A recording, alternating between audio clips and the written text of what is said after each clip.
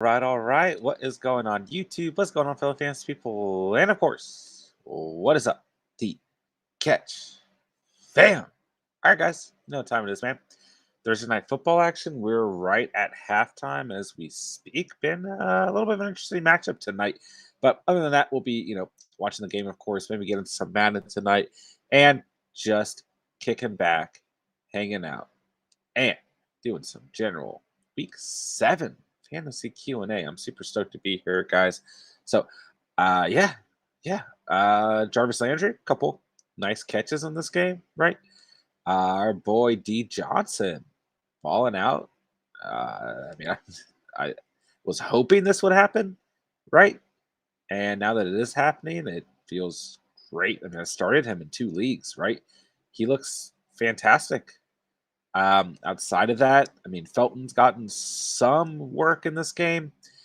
And Case Keenum doesn't look great, but he doesn't look terrible, right? Uh, Other than that, the Broncos haven't done much of anything in this game from a fantasy perspective. So, told a lot of you guys to start Tim Patrick, right? You see him on the thumbnail as well. And I hope he can turn this around. Cortland Sutton's only had like 1 catch in this game. For those of you who started Sutton, I hope he can turn it around as well. There's plenty of time left in this football game. So we'll see what happens. But the big takeaway so far is that Johnson looks great behind this offensive line. And it's a good sign for those of you who do own Johnson because this is a good defense, up front. Or from the Denver Broncos, right? It's a good defense overall. So it's a promising sign, but we'll see what happens for the rest of the game. All right, let's see what's going on. All right, let's see who's in the house. Excuse me, Nate. What's going on, man? Good to have you here as always. Max, yo, let's go, Dernist. I still can't say his name. I'm calling him D Johnson for now. Yeah, he's playing fantastic, man. Let's pull up some of the stats from this game overall. Let's see here. And the Browns looked amazing on that opening drive. Things have kind of slowed down a little bit. Man, Tim Patrick, a true goose egg right now. Yikes. Yeah, 9 rushes, 64 rushing yards, touchdown, 1 reception for 4 yards for Johnson. He looks fantastic. Absolutely fantastic. Chase Brown, this game is so ass and Broncos offense is awful. Hopefully Fant gets something going. He has been targeted relatively highly throughout this game. Okay, maybe only like 2 or 3 times, but he's still getting involved. Melvin Gordon's done nothing tonight. Williams been playing okay. He's on Javonte Williams on pace for another 8-yard game, So maybe we'll get in the end zone. We'll find out. Let's see who else we got on the night. Yeah, Jarvis Landry, from a full PPR perspective, looks okay right now, right? 5 targets, 4 receptions, 30 yards. So hopefully he can turn that into a little bit more of a solid stat line overall. And let's see, other than that, you started the Browns defense. They look fine right now, right? Cortland Sutton at the moment. Just 1 reception for 31 yards. Pretty nice reception, but that's not going to cut it, right? So we'll see if Sutton can start to turn it around as well. And then, Noah Fant has 3 targets, 2 receptions, 12 yards. So, obviously that's not going to get you anywhere, right? But plenty of time left in this game, guys. So we'll see what happens. But big highlight right now is Johnson. There was part of me who almost benched him. And, I meant to take him. He's in my flex spot in my Mine Stevens primary league. And I meant to put him as my RB1, RB2, so I could potentially take Herbert out versus Tampa Bay. But at this point, I'm like, let's just roll with these random handcuff RBs, right? So we'll see what happens there. That's great start to the night for me. From other than Tim Patrick, we need something out of Tim Patrick. Tim Patrick, fantasy gods, please give us something. Matt, what's going on, brother? It's good to see you as always, man. Nate, my opponent has Fant, so I hope not.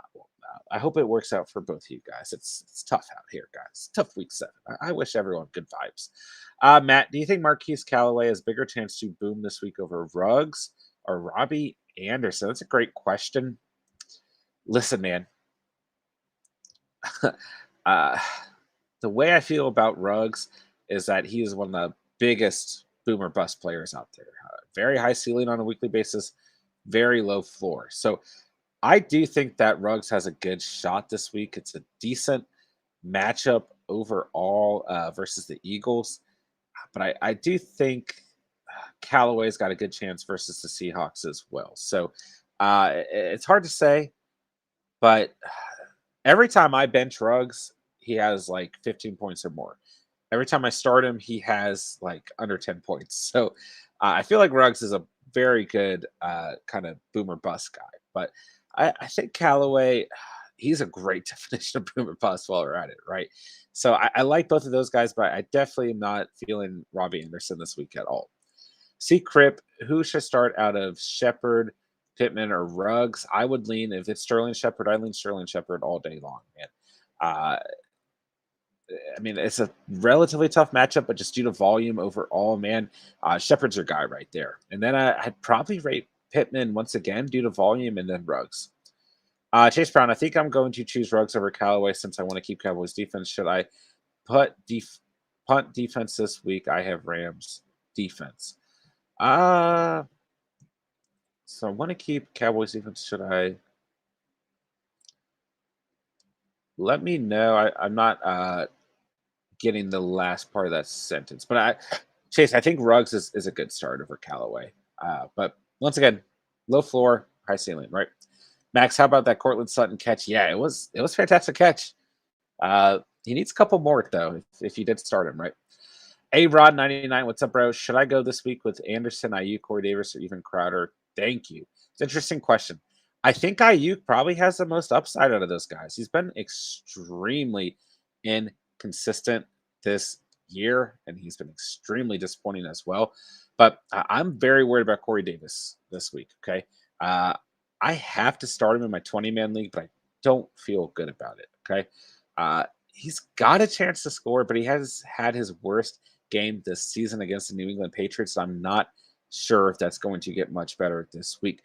Crowder, on the other hand, might open up a little bit due to Belichick and the Pats defense taking away Davis. So that'll be interesting to monitor. But it's tough, A-Rod. I think I'd be willing to roll the dice on Crowder or Ayuk there. I've got a bad feeling about Davis, but I could see him having maybe a garbage time score or something like that, but it's a lot to gamble with, right? Robbie Anderson's been far too underperforming to start though. So I think potentially you start Ayuk, right? It should be a pretty decent game script overall. We'll see. I mean, the secondary they're facing is not that great, right? So I want to start Ayuk, but I'm also a little bit scared to recommend it. But I think personally that's who I'd take the biggest gamble on, and then I'd put Crowder next. Matt, it's so disappointing Robbie Anderson's season. It is. We loved him here in the preseason, offseason, man, and it's been more than disappointing. It sucks, man. Scooby Taylor, what's going on, brother? Hope you're doing fantastic tonight. Welcome to the Catch. Would you trade away Antonio Gibson and Cooper Kupp for Aaron Jones and Marquise Brown? Great question. Okay. Upgrade at running back, downgrade at receiver, with Kupp being the wide receiver 1 on the year. We're going to go ahead and tilt a little. I mean, if you need the immediate upgrade at the running back position due to Gibson's injury, I think it's okay. But I really hate seeing you lose Kupp, man. I really don't want to see you lose Kupp. And with Bateman coming on, man, Hollywood Brown's output might lower a little bit, right? So I think it's an okay trade, but I would like to make sure that you're confident at the receiver position if you lose Kupp, because that's a lot to lose, man. Mr. Matt J. Kim, I'm thinking of dropping Sam Darnold to pick up Kirk Cousins for week 8. Darnold plays against Atlanta. Kirk Cousins plays Dallas.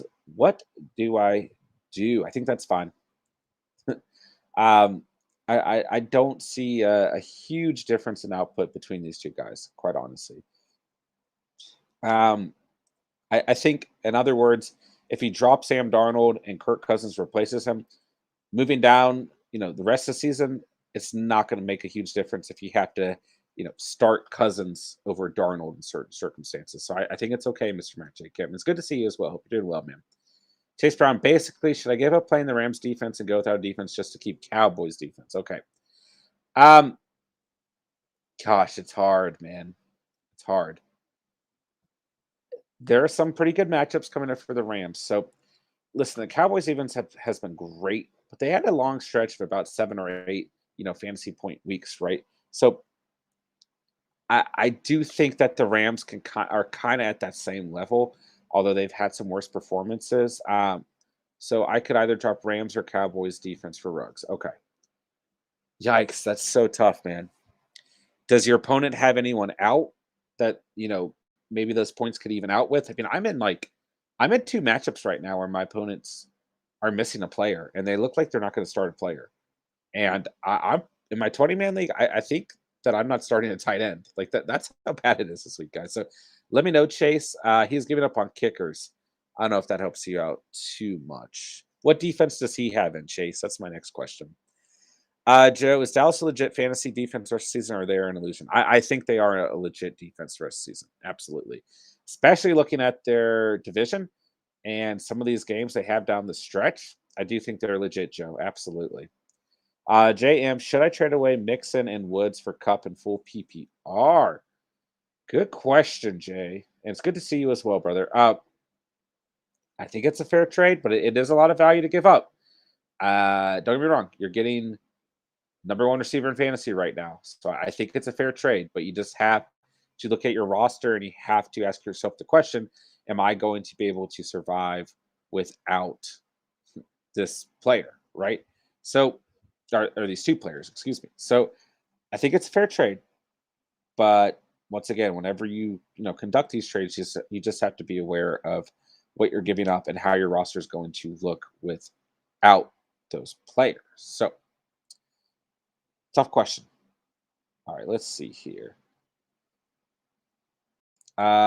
Chase Brown, he's giving up on kickers, and he has the Packers who play Washington. So it's a decent matchup for the Packers. Oh man, that's so tough. Ooh, was that a catch by Cortland Sutton?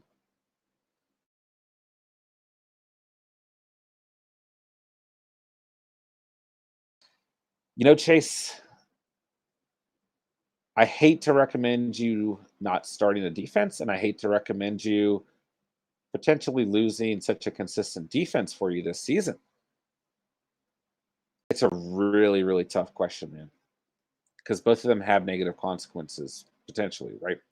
I think if you're really set on having the best performance possible this week, you can, blank on the defense for the week. Or excuse me, you can not start Ruggs and just start the Rams defense, right? It's tough, man. I think if there's any week to do it, it's probably this week.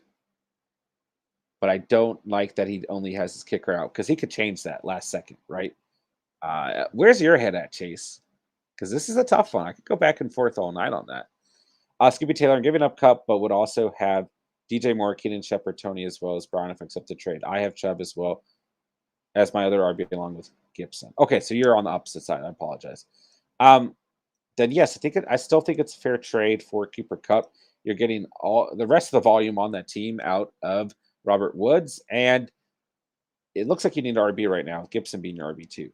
So I think it does provide an upgrade, but that is hands down the best player on your team and you're losing him. So how do you feel about that, Scooby, is probably my next question. As long as you're content with it, right? You think you can win football games with DJ Moore and Keenan Allen, which don't get me wrong, I think you can.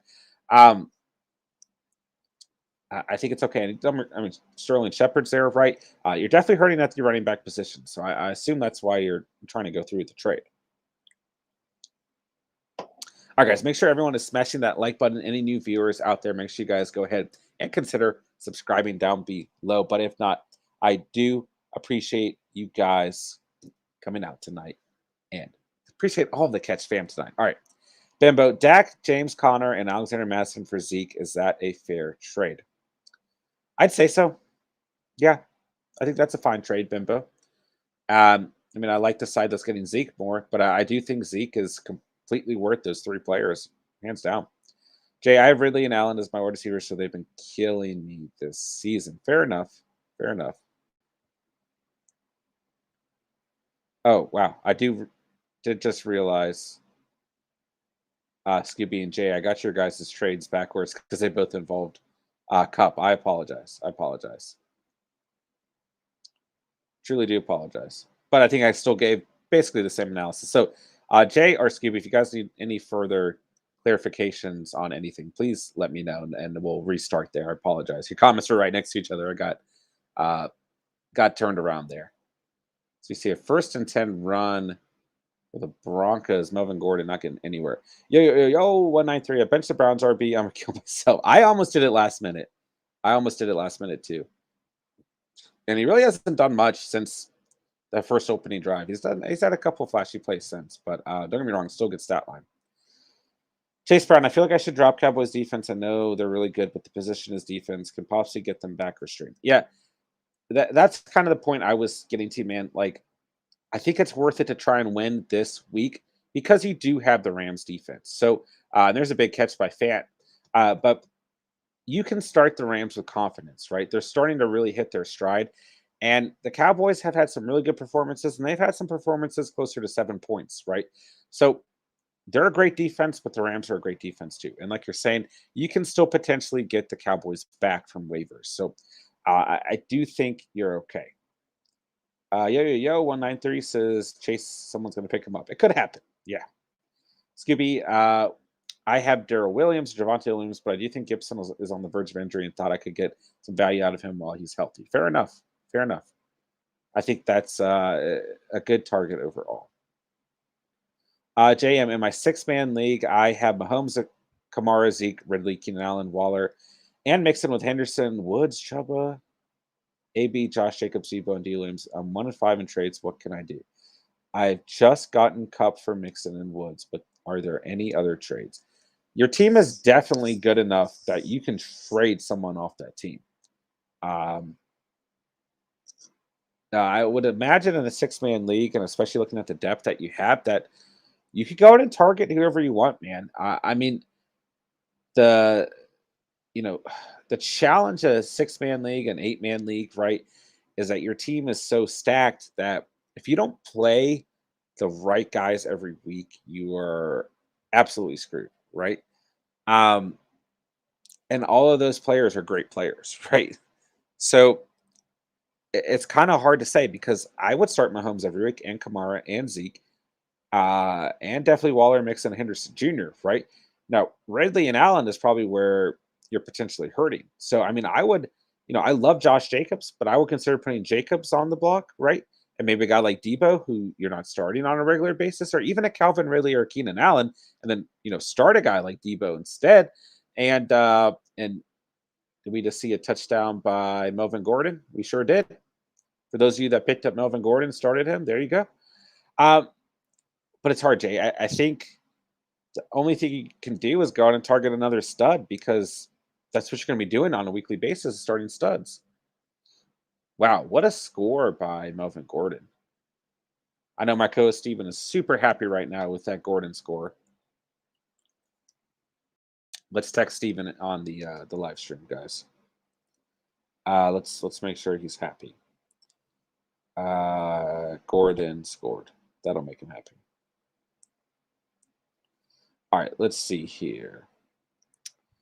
Chase Brown, appreciate, man. I've been thinking about this for two days now. Yeah, it's a tough decision, man. It really is. All right, we've got a trade in the Catch family. I got to approve.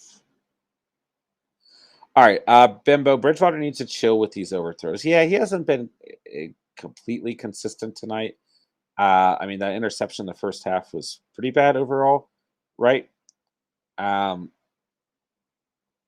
But overall, he just led the Broncos to a scoring drive. So I guess he's doing okay, right? I mean, the Broncos have held in this game. So that's kind of the interesting thing, man. They're right in this game. So we'll see what happens. But I don't disagree with you necessarily, Bimbo.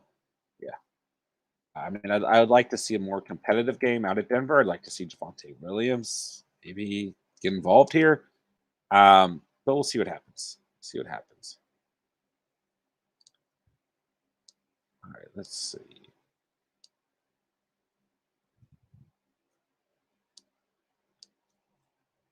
All right. JM, do you think having Ridley and Cup as my wide receivers are good, or should I trade away Ridley?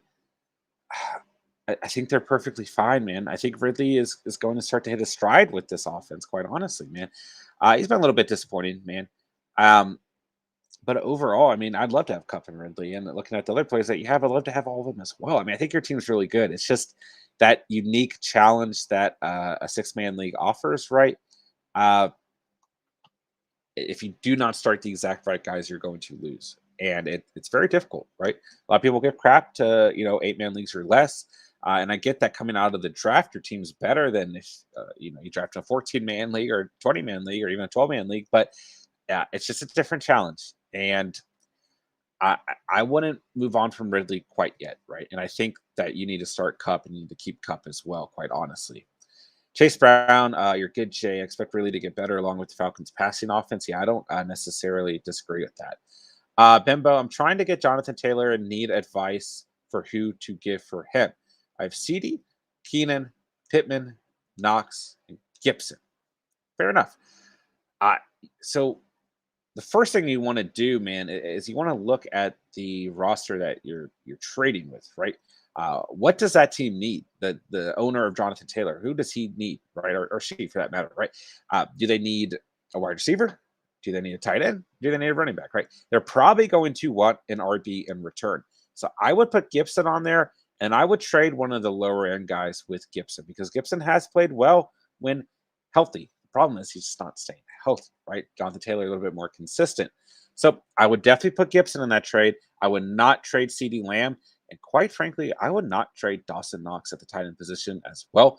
I would look to pair Gibson with either Keenan Allen or Pittman out of those options. And hopefully that team needs a true wide receiver one. I think Keenan Allen has more trade value.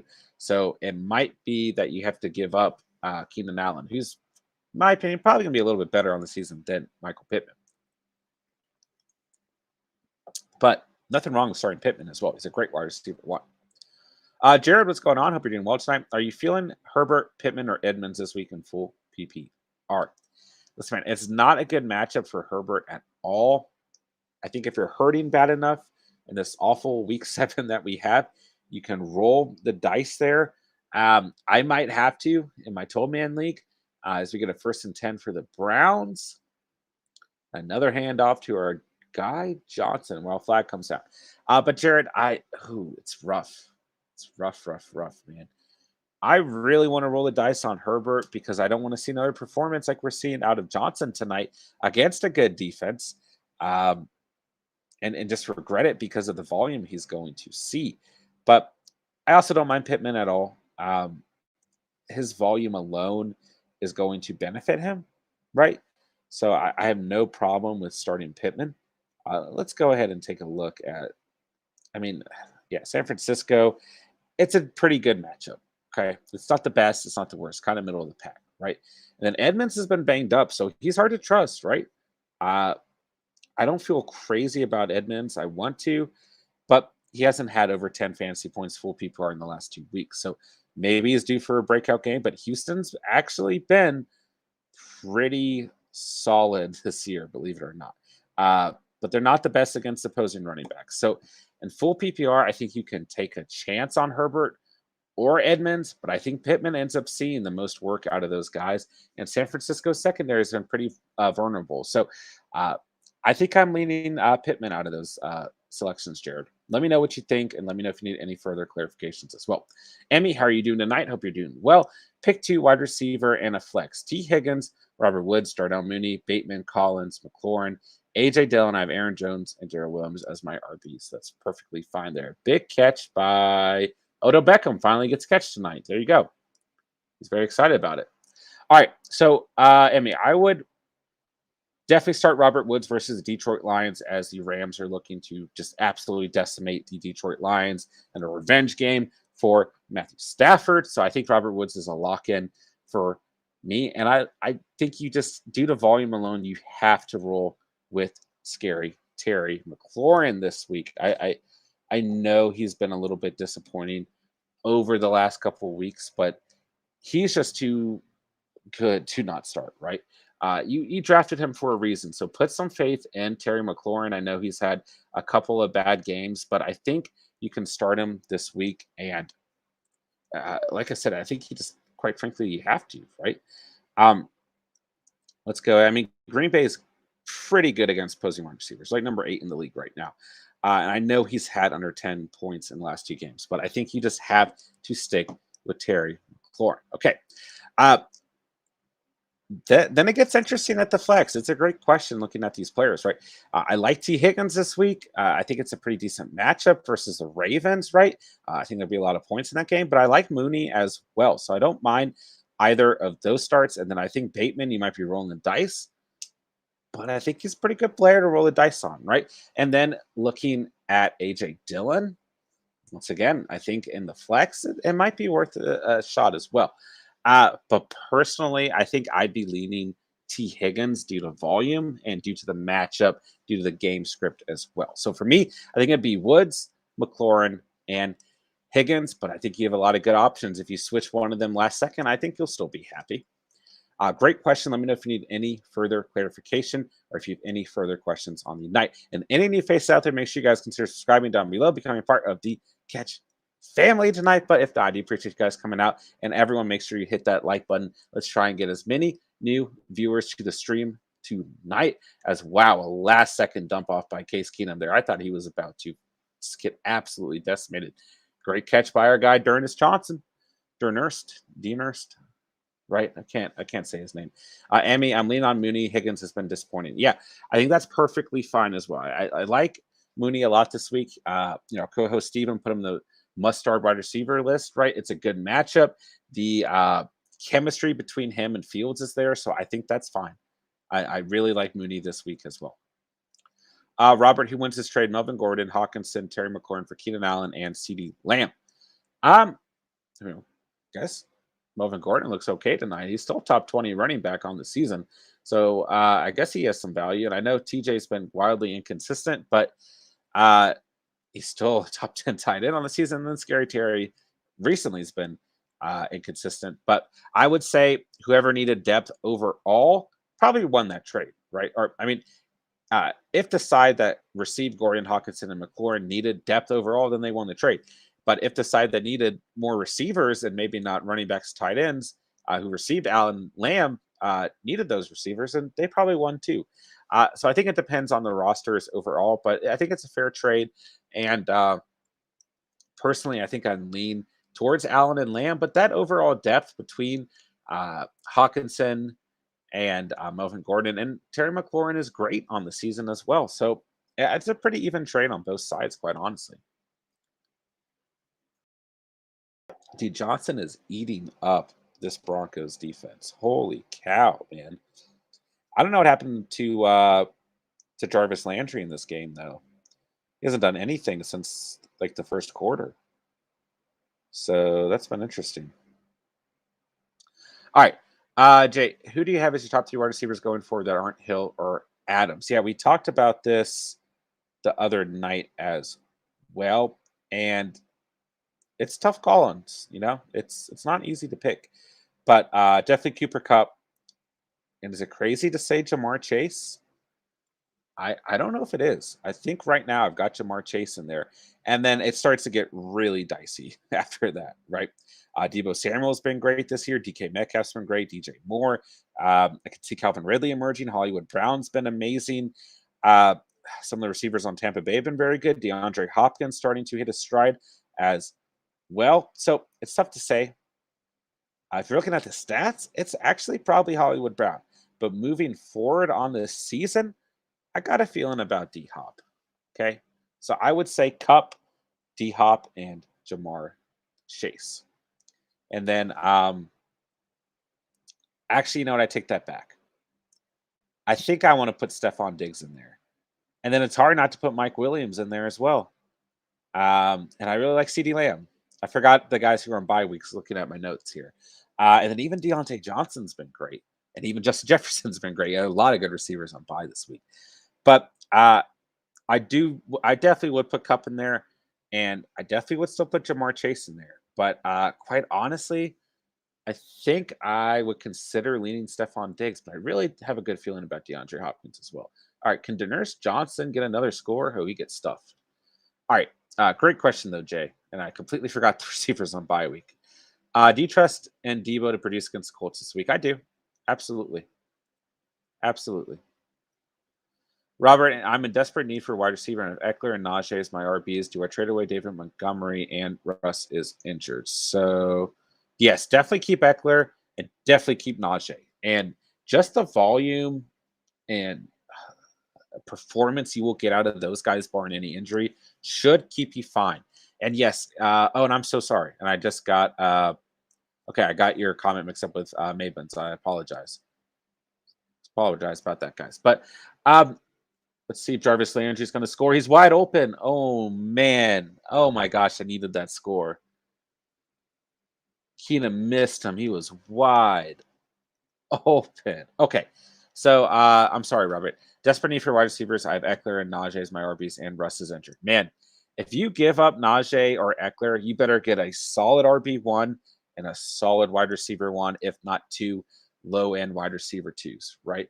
I guess Case got hit last second. But yeah, especially Eckler, and I think Najee is on the right path as well. But if you give up one of those guys, you better get immediate value at more than one position and be able to also. Oh gosh, Case Keenum going to get the first down. He fumbles, and it's picked up by Austin Hooper. That's got to be the weirdest play that's happened on that. I can't believe that. Oh, I can't believe that completion to Landry got messed up. But yeah, Robert, you can, but you better get good value. Those are two of the best players in fantasy football right now. Maybe on do I trade away David Montgomery? You can if you have the RB depth down the stretch. And the way that backfield's looking, man, I mean, Tariq Cohen's coming back. Uh, Herbert's been good. Williams has been good. I love Montgomery. If you guys were here early with the channel, you guys know that I vouched for him very, very heavily in the offseason and preseason, and I still love him. But it looks like that backfield's getting a little bit crowded, and if Montgomery's a little banged up, it's going to hurt. So I do think he's an okay trade candidate. Emmy Fields will be forced to throw this week against the Bucks. Chase has been eating away Higgins' value. Don't disagree there. Yeah, don't necessarily disagree. And it's a good game script for the Bears. I do definitely agree with you there. Jared, appreciate the help, man. One more for you. Pick two, full PPR. Mike Davis versus Dolphins, Edmonds, or Herbert. Man, um, it's interesting on the season. As we see a score by Johnny Stanton, the fourth or the third. I don't know if I can't read my Roman numerals. So it looks like the fumble play by Keenan doesn't stand, and we get a score to number 40. There we go. So yeah, out of those guys, I think Mike Davis is the safest start. Is that crazy? He's been pretty good in full PPR on a consistent basis this year, and it's a great matchup. So I think you roll the dice on Mike Davis, and then I think I'd lean Edmonds. I really want to like Herbert this week, guys, but it's a bad matchup. So I think I'm leaning Mike Davis and Edmonds. Mr. Match came. I'm a 10 team, and someone dropped AJ Dillon. Should I pick up AJ Dillon and drop Allen Robinson? Yes, I would say so. I lean RB heavy. I lean handcuff situations, but that's where I would go. I mean, Allen Robinson's been so bad this year. He's not even in the top 50. So I'm willing to go with AJ Dillon over Robinson right now. JM, hopefully Debo produces this week so I can package him for JT. Yeah, I hope so for your sake, man. Absolutely. Jason Kenobi, are playing against Jarvis in my main league. Yeah, I mean, he's having a good night. If they could have got that completion there, he'd be having a very good night. So we'll see what happens. But for your sake, Jason, I hope he has a good game, but not a good enough game to put you, towards a loss because, we appreciate you, Jason. JM, let's go. Browns on a roll right now. They are. Who started Case Keenum? Anyone out there? Probably not. He just threw his first touchdown, but I do love Case Keenum. He's my guy. Put him on the thumbnail. So shout out Case Keenum. Mr. Matt J. Kim, I have D Swift. Should I drop Jamal Williams? So, I mean, Swift has been injured in the past, and that's probably the only reason at this point I would say you should hold on to Williams and pick up AJ Dillon or Tyler Boss. I think those are fine players to pick up because right now you're kind of banking on Swift getting injured, and you want to root for Swift, right? Is it realistic that he might get injured? Sure, but that's an extreme handcuff situation, right? It's not like Madison, it's not like Pollard, right? Where we've seen them getting weekly work. I mean, Williams was getting work early in the season, but it has seemed to fade away. I think AJ Dillon's a much better overall handcuff situation. I put him right there with guys like Pollard and Madison, quite frankly. So if it was my roster, I would definitely consider it. Absolutely. Bimbo, I hope Gibson can be back in a couple weeks. I hope so too. Yeah. I still believe in him on the season, and we'll see what happens. See what happens. But he certainly can come back. So we'll see what happens. Emily, what's going on? Hope you're doing well tonight. Would you start Devontae Booker this week? I'm going to have to in one of my leagues. I can tell you that much. But I certainly hope. I mean, it's not a great matchup, is my biggest fear.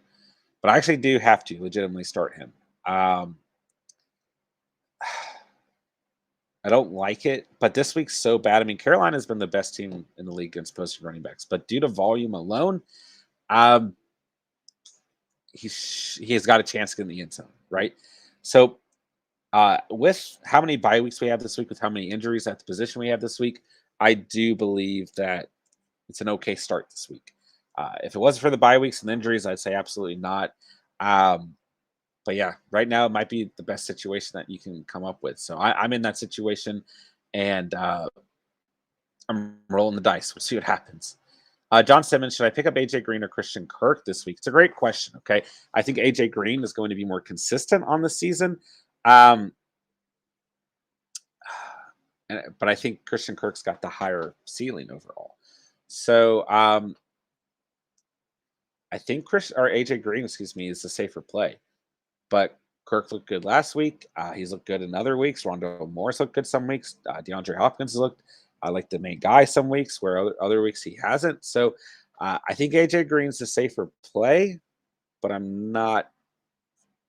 That listen, that offense is just so completely stacked that it's just quite difficult to really get a read on who we should pick up and who we shouldn't. So John Simmons, my team is asked this week, so I need all the upside I can get. I mean, feel like Kirk has more upside, but I think down the stretch, AJ Green's going to be the more consistent player. At least that's what the stats are showing right now. As Tim Patrick has his first catch of the night, and they're calling it incomplete, according to the Browns. We'll see what happens there. So, yeah, I don't mind either pickup, and I think they're fine. I mean, there's just so many mouths to feed in that offense, John, you know? Steve Johnson, would you trade Calvin Ridley for Waller and more? Yes, absolutely. I think that's a very good trade. Very good trade, actually. Whoever's receiving Waller and more, that is definitely winning that trade, in my humble opinion.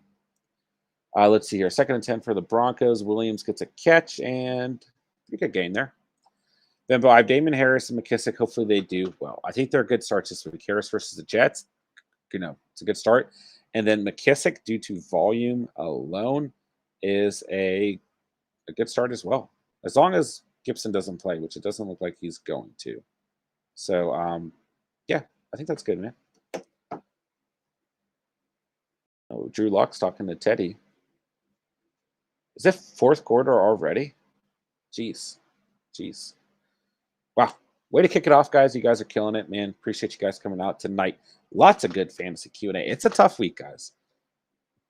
It's a very tough week.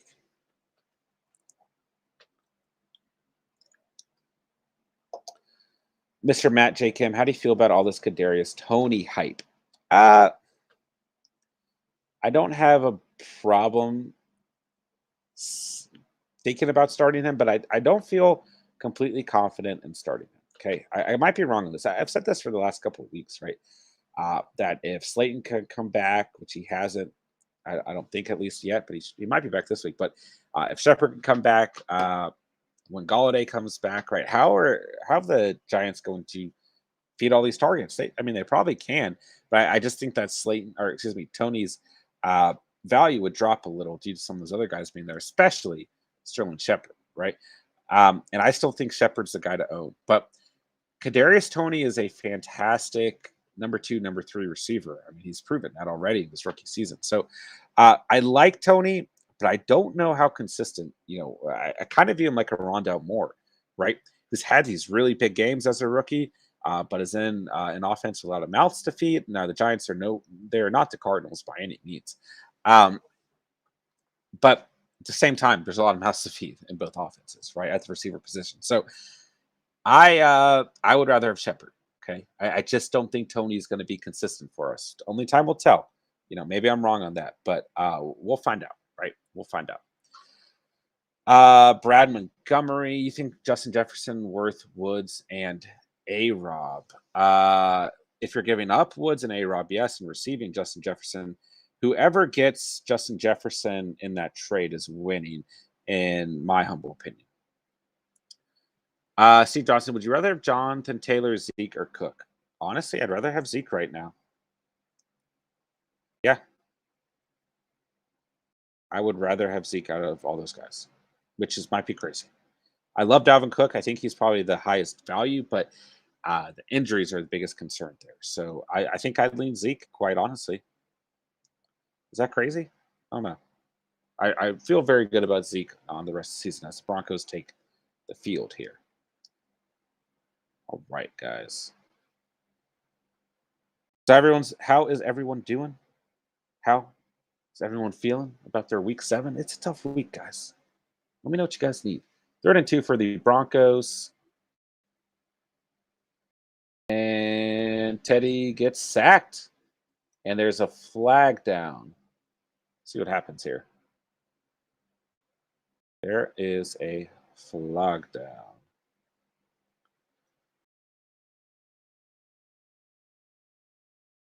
All right, let's see here. Holding on the offense. Penalty declined, of course. Man, this game just absolutely flew by.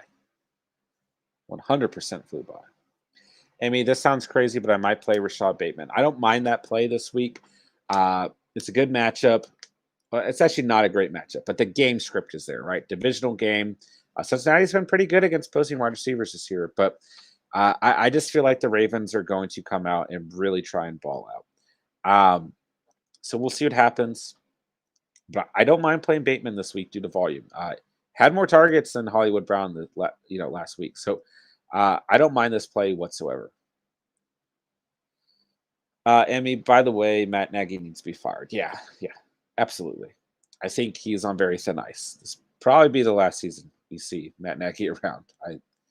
We'll see, though. I mean, sometimes some of these coaches get to hang around for quite some time, so we'll see. All right, so let's see.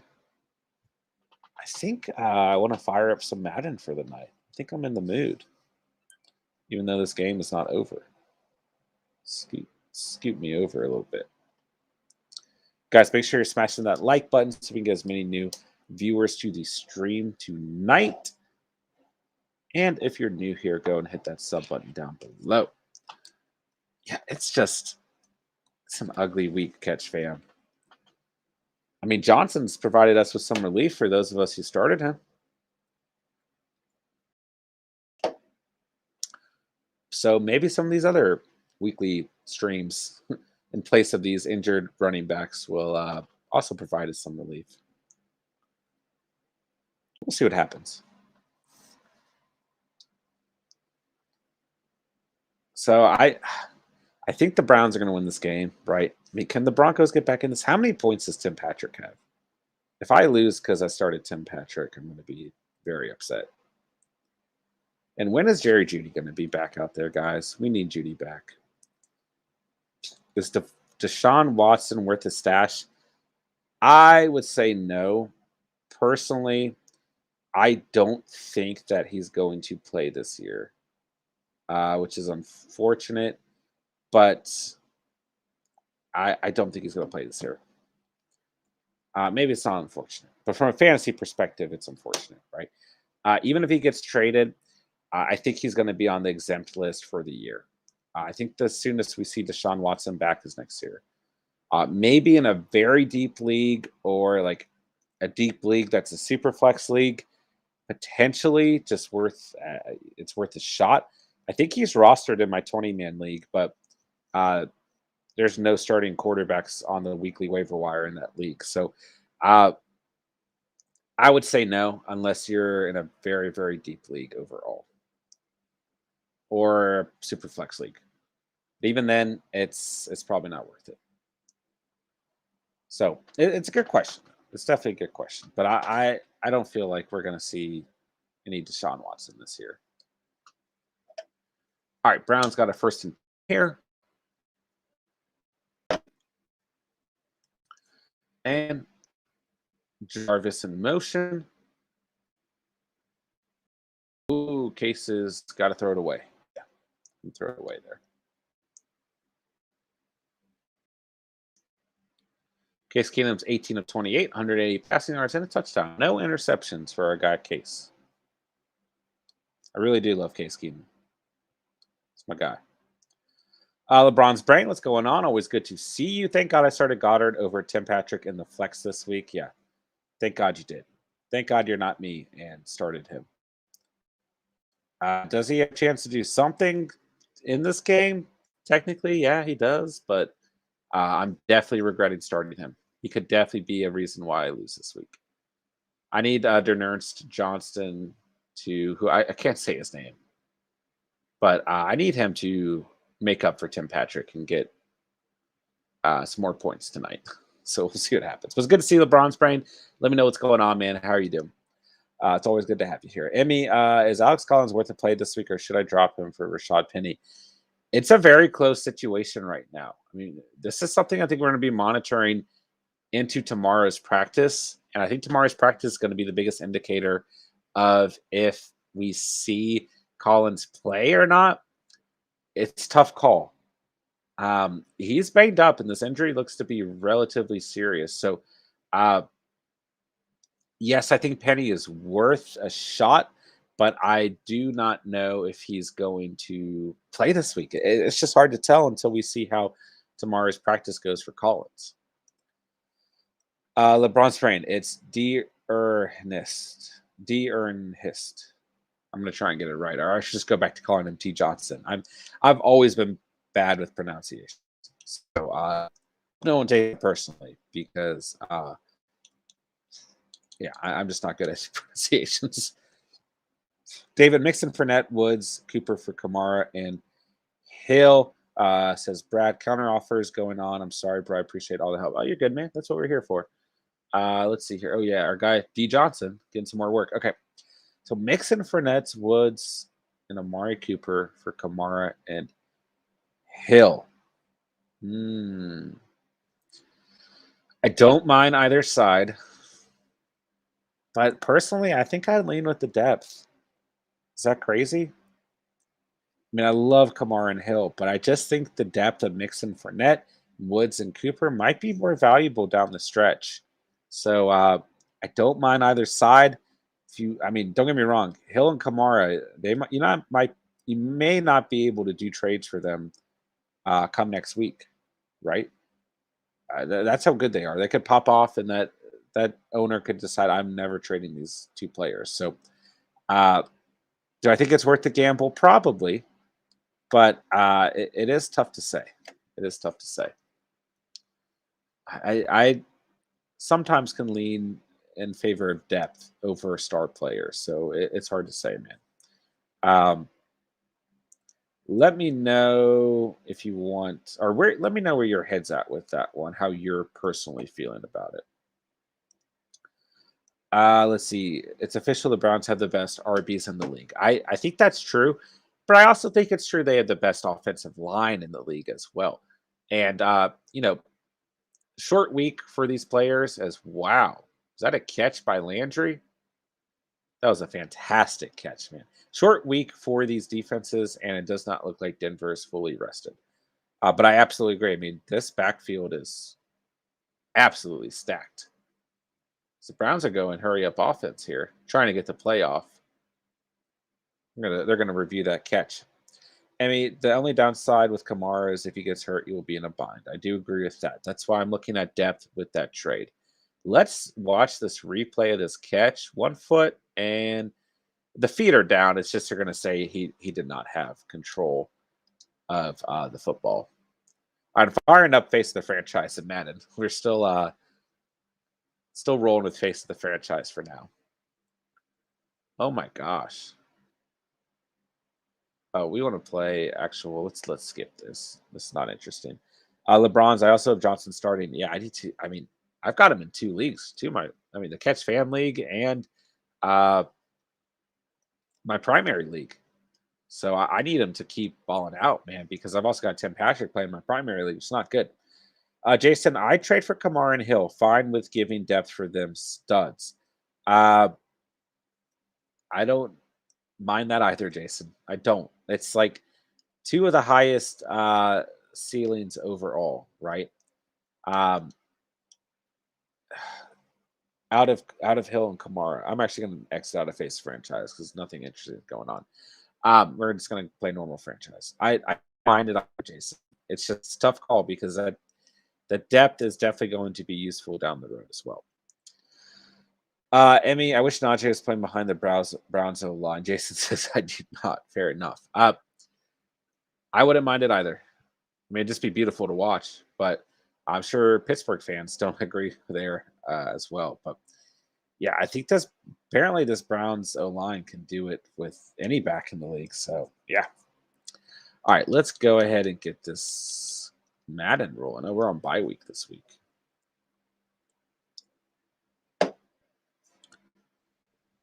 It's a tough week this week, but I think we can piece together some winning rosters for sure. But it's tough. Johnson is the biggest highlight, right? I mean, we got that, question answered pretty early on, but other guys like Booker, Herbert, it's going to be tough, right? It's going to be tough. All right, let's see if we can't beat up on the Dolphins a little bit. This game I feel like Thursday Night Football in general just flies by. Am I the only one? I'm not sure. All right, let me know, guys. Where are you feeling confident in your rosters this week, and where are you not feeling so confident, right? I want to get brainstorming for week 7 because this is one of the most interesting weeks of fantasy football I think I've ever seen in my life. Jarvis Landry, not looking happy about this play being challenged. I think they're going to overturn that catch, unfortunately. Emmy, do we expect Rodgers to be back with the Packers next season? That's a very tough question. I don't know what to expect out of Aaron Rodgers. And that call or that catch is called incomplete. I don't think Rodgers will be there, but it's so hard to speculate, right? Because he's very difficult to read, right? So I'm banking on him not being there. But if he stays there, I think it would be great for the Packers. But man, if he goes to a team like the Broncos, it would be ridiculous. There are other teams out there that I think would definitely love to have him. The Steelers have been rumored as well. If he went there, it would probably also be ridiculous. Don't get me wrong, the Packers are a good team around Rodgers as well, but I think those teams might be a little bit more stacked if they just had the right quarterback, right? So we'll see what happens. And does Devonta Adams follow him is kind of the other big question, right? And I would love to see that. I would love to see that pair stay together. Emmy, not confident in wide receiver Terry McLaurin, questionable. Higgins and Woods value depreciating due to Chase and Cup a little bit high on Mooney. I think Mooney is a great flex play this week, absolutely. But I think that Woods is essentially a must-start receiver this week, right? I really think that the Rams are going to come out and beat up on the Detroit Lions, and Woods has been hitting his stride as of late, and I really think he's going to have a good week. So just food for thought, right? Just my method of thinking, but I love Mooney this week. I think he's a fantastic start overall as well. And I mean, Terry McLaurin's given us a lot of reasons to, not want to start him. So I can understand that as well. And oh, good, Devonta Adams is back in our Madden game. Let's go, Adams. Um, and yeah, I mean, Higgins also has given us a lot of reasons to not want to start him. So I don't mind starting. Uh, excuse me, I don't mind starting. Higgins at all, not at all.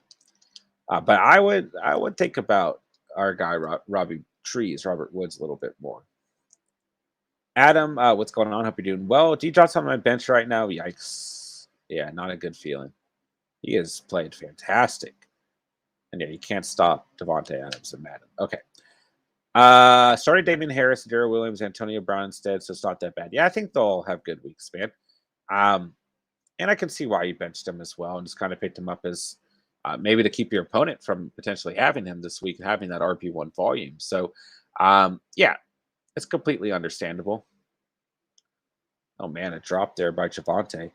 Emmy, freaking Nagy might kill me. He should just let Fields play. I kind of agree there, too. Yeah, you never know what type of game plan this Bears offense is going to roll out with.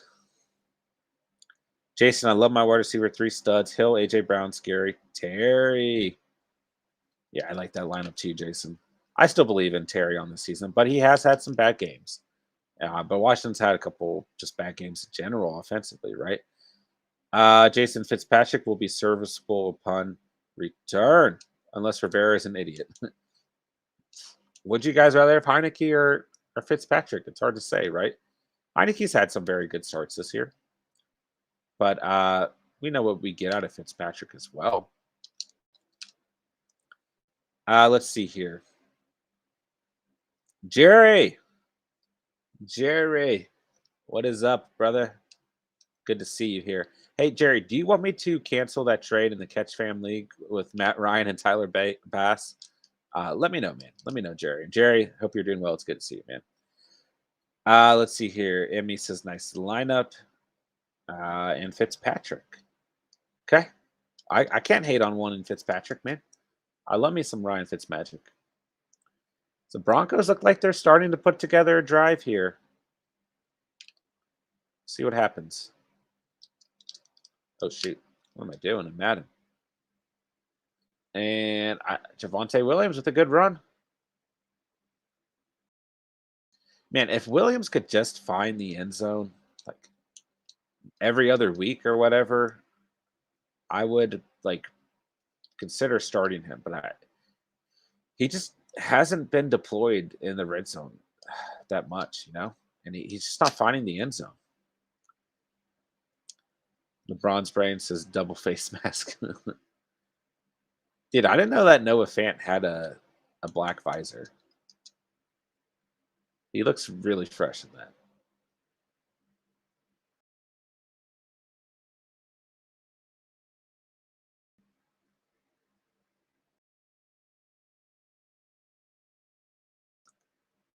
I guess I'm watching the play now with a double face mask. I might be a play behind you guys. Cortland Sutton's having an okay game. He's we'd like to see him get in the end zone. Oh man, I'd like to see Tim Patrick get in the end zone. Do you guys have any of these Broncos players starting tonight? Let me know. Ooh, Teddy Bridgewater rushes for a first down. Anyone else have Tim Patrick in their lineups? I told a lot of you guys you can start Tim Patrick with confidence. Bronze Brain says nope. Yeah. Tim Patrick's been so consistent this year. It's hard not to start him, but everyone's got to have a bad game at some point, right?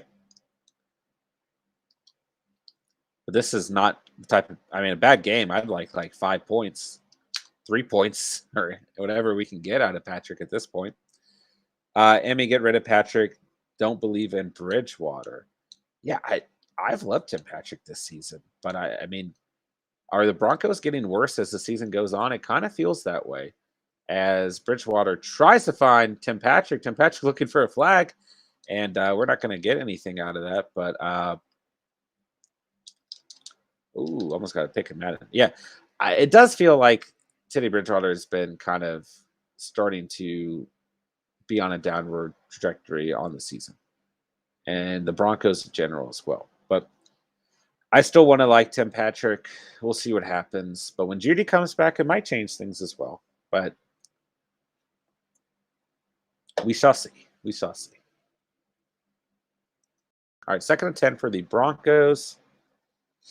And we imagine Rodgers playing for Broncos next year. Yeah. Oh, Tim Patrick gets a catch. There we go. Yeah, the skill position players are there for Rodgers. I mean, Judy, Patrick, as Denzel Ward's limping off the field. Um,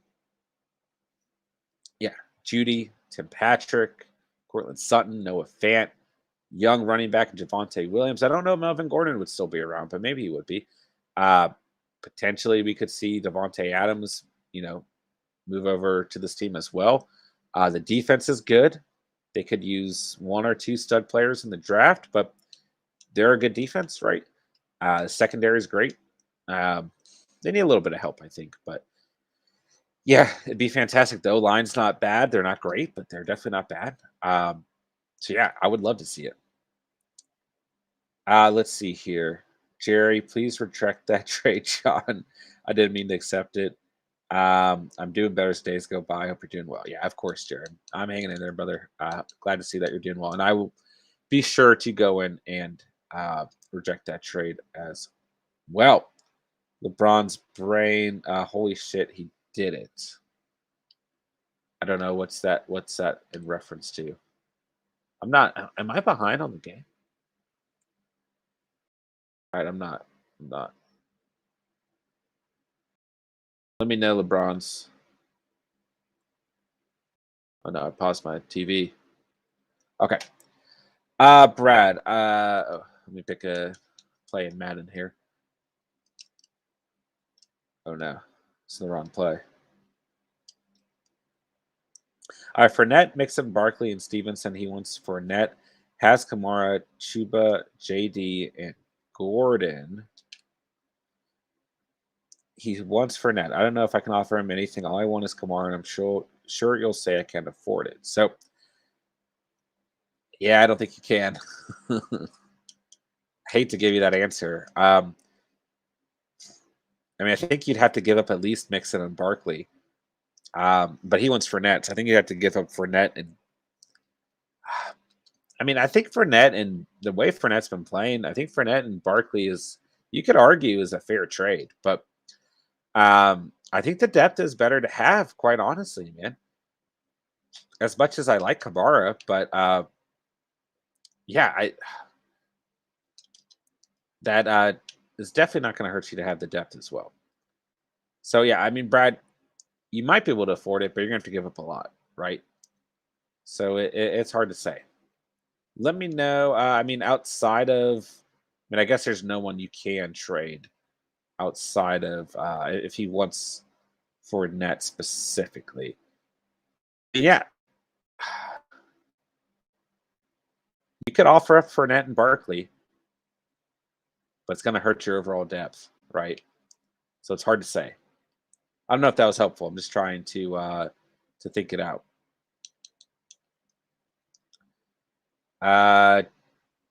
Jerry, I didn't see Jonathan.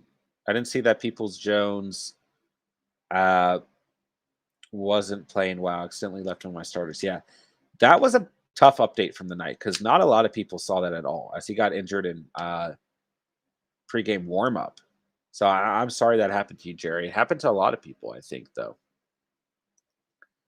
You would have had to have some sort of alert on, right? And even then, I mean, it's still easy to miss because it happens so late and it's so last minute as well. So sorry, Jerry. Hate to see that happen. Jason, bye week issues got me starting Connor Collins, trying to trade for Darrell Williams or Booker. Yeah, it's tough out here, man. It's rough. It's really rough. I think you can get by with Connor and Collins if he starts, but I don't know how this injury is going to affect things. So it'll be interesting, but you might be able to get by, Jason. It's tough right now, man. LeBron's brain. Oh, Tim got a reception. Yeah, he did. Holy shit, he did. Yeah. A beautiful reception, to say the least, man.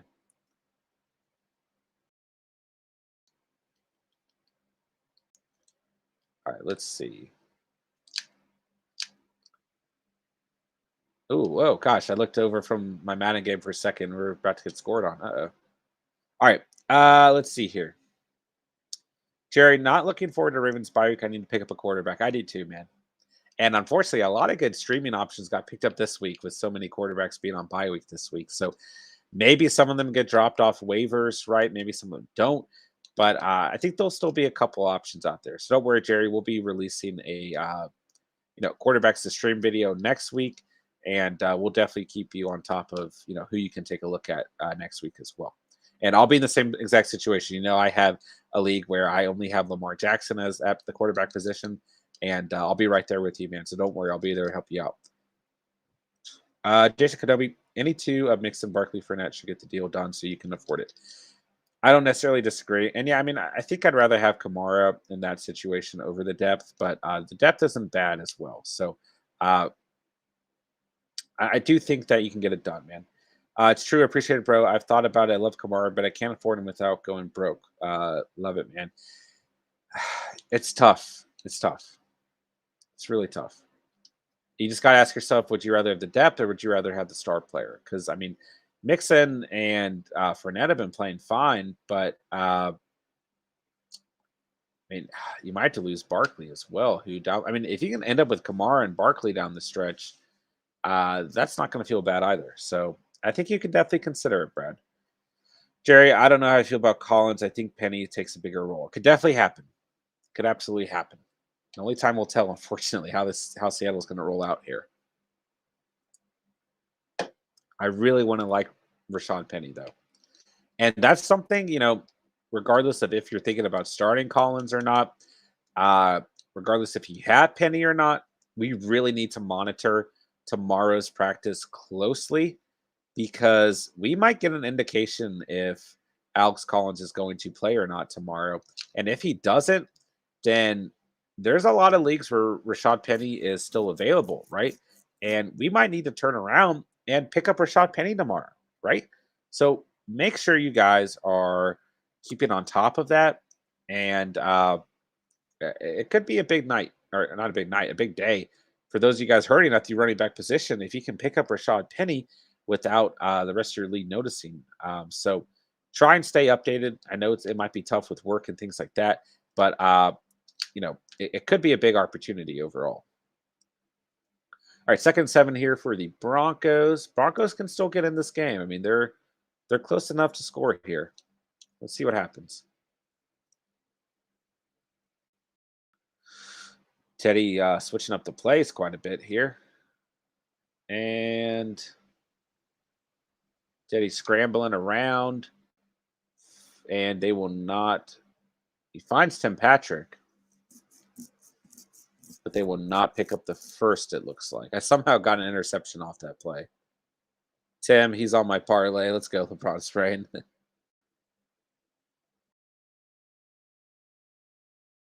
Yeah, another catch for Tim Patrick. Like I said, I'd be happy with like 2 points out of this game the way he's played tonight. He could still score on this drive. We'll see what happens. I truly need him to. Ooh, bad throw by Teddy there.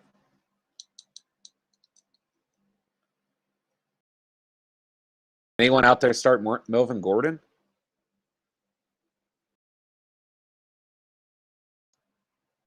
He's having an okay game. All right, I really want to see Tim Patrick score here. He's even out on the field. Who are these receivers? What is this package? What is this? Oh, gosh. Don't score. No one score. What was this? Oh, my goodness. We need Tim Patrick on the field, catch fam. Yeah, I don't feel great about that. All right, let's sim the rest. Oh, we got the ball back.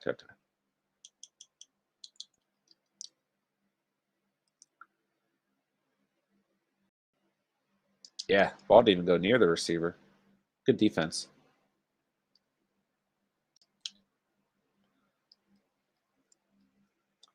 All right, Tim Patrick on the field. Yes, he is. All right. Let's see if we can't get a big completion to Tim Patrick here. Teddy's looking his way. He finds him. Oh, it's Noah Fant. Never mind. That might be a first. It's going to be close. Let's hope it's a first.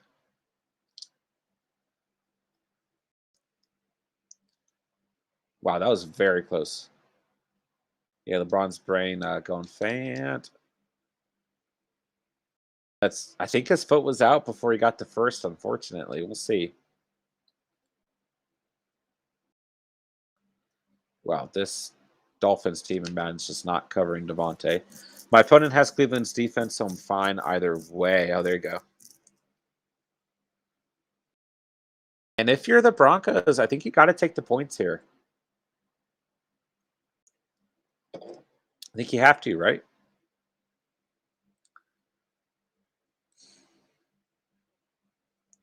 I don't think that's first down. That's going to be close, though. We'll see. We'll see. Yeah, we're beating up on the Dolphins here. All right, guys, let me know what else is going on, how you guys are feeling heading into week 7. Let me know. Just, let me know what's good, Catch fam. Thursday night, man. Keep the conversation going. I chose not to schedule today's stream until kind of later in the day just to see if that, I don't know, just to see what would happen. So let me know if it's more helpful if the streams are scheduled earlier in the day or if you guys don't really mind. You just kind of plan on checking in closer to the normal stream times. So, just always trying to get that type of feedback. But I don't know if you guys even see the scheduled streams or how early you guys check that as well. So either way, happy to do whatever better for you guys.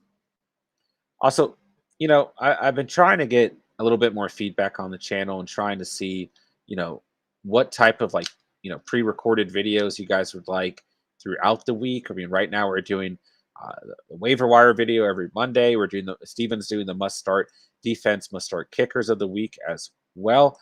So let me know, what's going to be helpful for you guys, right? And also, is it helpful when we do the must start wide receiver, running back, tight end, and QBs on a live stream during those segments, or would you guys rather just have those pre-recorded and us do the general fantasy Q&A every night with no segments? Just looking for feedback. You guys don't have to answer anything, but just trying to get whatever's going to be most helpful for you guys on the channel overall. Louis O's, what's going on? I got offered Kamara and Diggs for Henry and Judy. Thoughts? If you have Derrick Henry, you're going to need a lot more than, as good as Kamara and Diggs are, I just don't think you can trade. I don't know if Derrick Henry's tradable. I think it's an upgrade at receiver as much as I actually like Jerry Jeudy when healthy. I think Diggs is definitely going to be much better, but I don't know, Louis.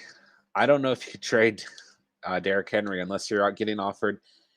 Maybe if there's one more player involved in that trade, then you consider it. But Derrick Henry's the best player in fantasy football right now.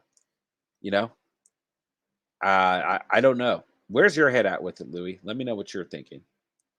So we got a 4th and inches for the Broncos here.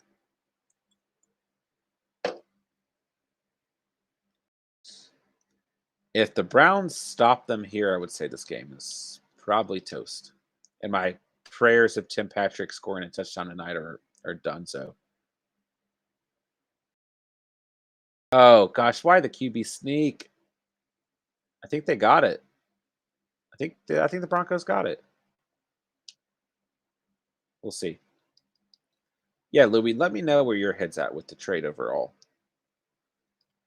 But I think you need more values. That's pretty good value. Don't get me wrong, but I still think you need more value out of it because Henry's Henry, man.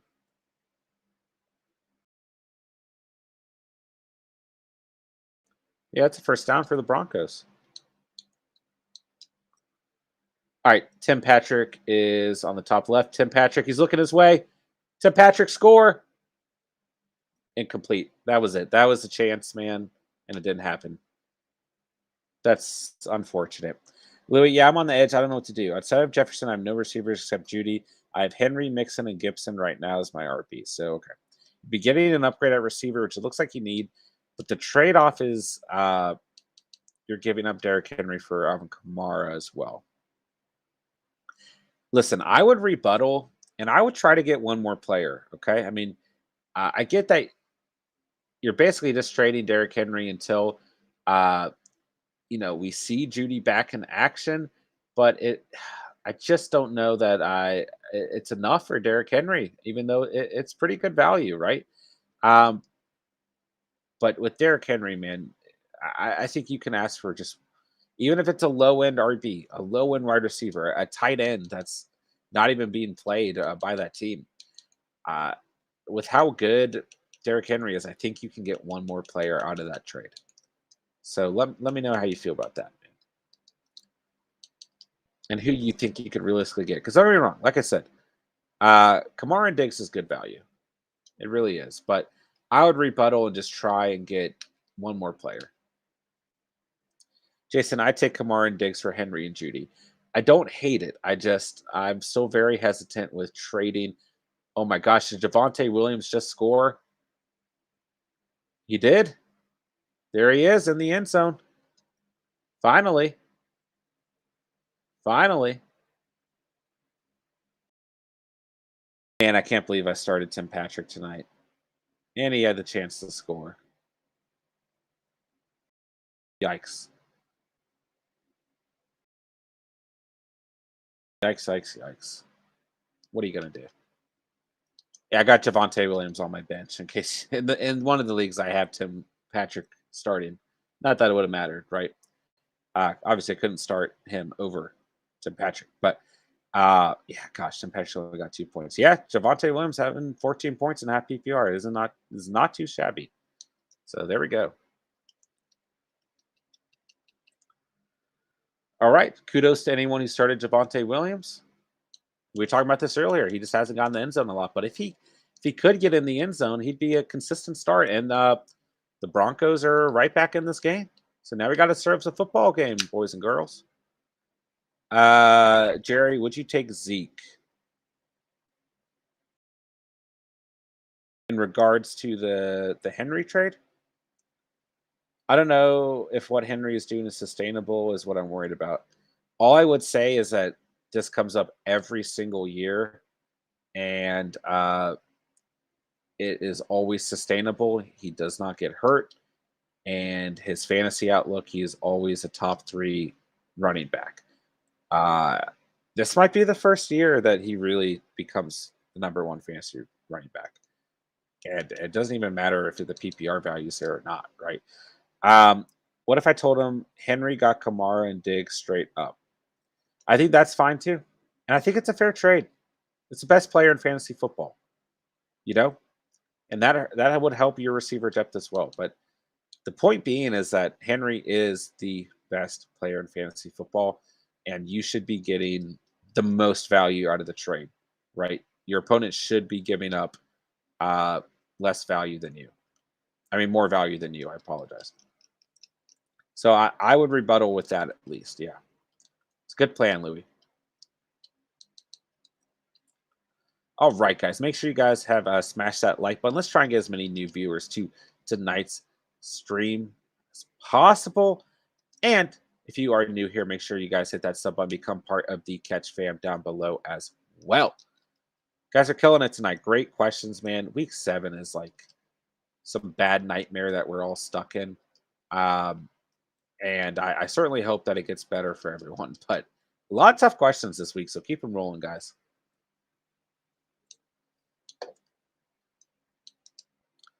All right. Yeah, so like I said, we got a little football game going on. We'll see what happens here. Shall see what happens. I was hoping this game would get competitive. I mean, the Browns came out in pretty high fashion, right? And at first I was a little worried. But man, I wish Tim Patrick would get in the end zone. And man, I wish I started Javonte Williams. But that's kind of the story of fantasy is I wish, right?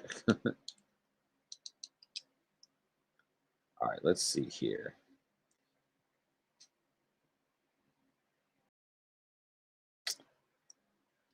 All right. Hey John, sorry I haven't been around much. I ended up making a trade tonight. I'm feeling amazing. I need your true opinion and thoughts. Looked at my roster and said I need change now. I'm in your league. Yeah. Which trade was it? I think I saw it actually. Let me pull it up real quick. My phone here.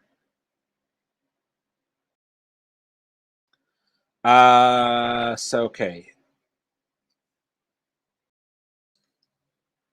So you traded away Freeman, Williams, and Ruggs, and received Shepard, Edmonds, and Smith. I like that trade. I like both sides of that trade for different reasons, right? Um, I mean, you lost some depth at receiver, of course, and some value in Mike Williams. I don't mind losing Ruggs. I think Ruggs and Smith, you could argue, are at a pretty similar place in terms of, uh, you know, low floor, high ceiling. So I don't mind that there. And then looking between the running backs, I would say I like Edmonds on the season more than Freeman, right? And then I love the fact that you got Shepard as well to replace Williams. So yeah, I think it's a good trade. Mike, it's good to see you as well. Hope you're doing well, man. All right, let's see here.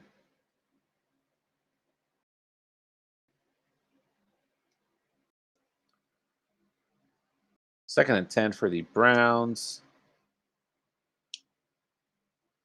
And oh my gosh, Johnson. Go, Johnson. Oh no, I needed him to break that. Jerry, I've been keeping up with the chat. Devonta Edmonds for Williams Ruggs. Yeah. I did it because I had to, but I kept Nick Chubb. I'm happy. I think it's a pretty good trade. LeBron's brain. Let's go, Johnson. Yeah, I wanted him to break that so badly, dude. He looks good tonight, man. Browns may have found themselves a I don't know. I mean, a third string running back, or at least someone to keep them competitive, right?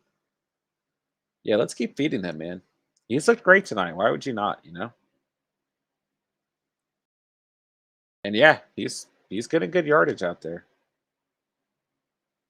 So we'll see what happens. Man, someone accidentally hit the dislike tonight. We got one thumbs down out here. Yeah, Derner, 120 rushing yards tonight. It's beautiful. Let's go, Johnson.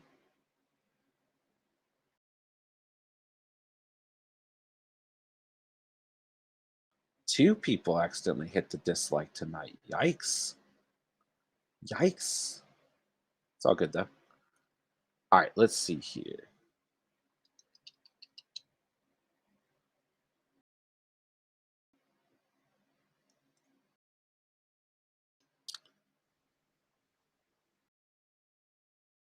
Man, Johnson looks great. All right, Mike. So now who do I start on my five this week? Evans, Smith, Shepard, Higgins, and Ayuk. I would definitely start Shepard. I mean, it's not a great matchup, but just due to volume, I would start him, and I would start Mike Evans uh, as well. That was me on the second one. Okay, fair enough, Philly. Yeah, I would roll with Shepard and Evans. LeBron's brain, they found themselves a 2 to third round pick. Yeah, right. And I'm like, I mean, it's great depth. It's obviously what you want when you have players hurting. Did Jarvis Landry just get hurt? Oh, that sucks. Chase Brown, Fant only getting me 8.9 points. I guess it's not horrible. It's not. It's not, but it's not great as well, man. Um,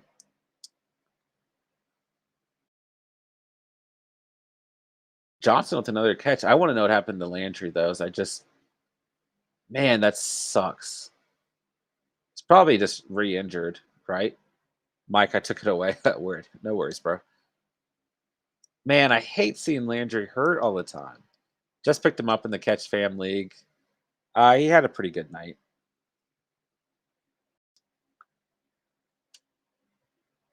8 points. Gosh, Johnson's got 22 points. Well, uh I dropped Corey Davis for Landry. So as long as he has more points than Corey Davis, I won't feel bad about that. So we'll see. We'll see. Oh gosh, we're just decimating the Broncos here. I mean the Dolphins. Chase Brown, since I was forced to start him. Yeah, I mean it's not an awful start out of him, man, by any means. Not at all.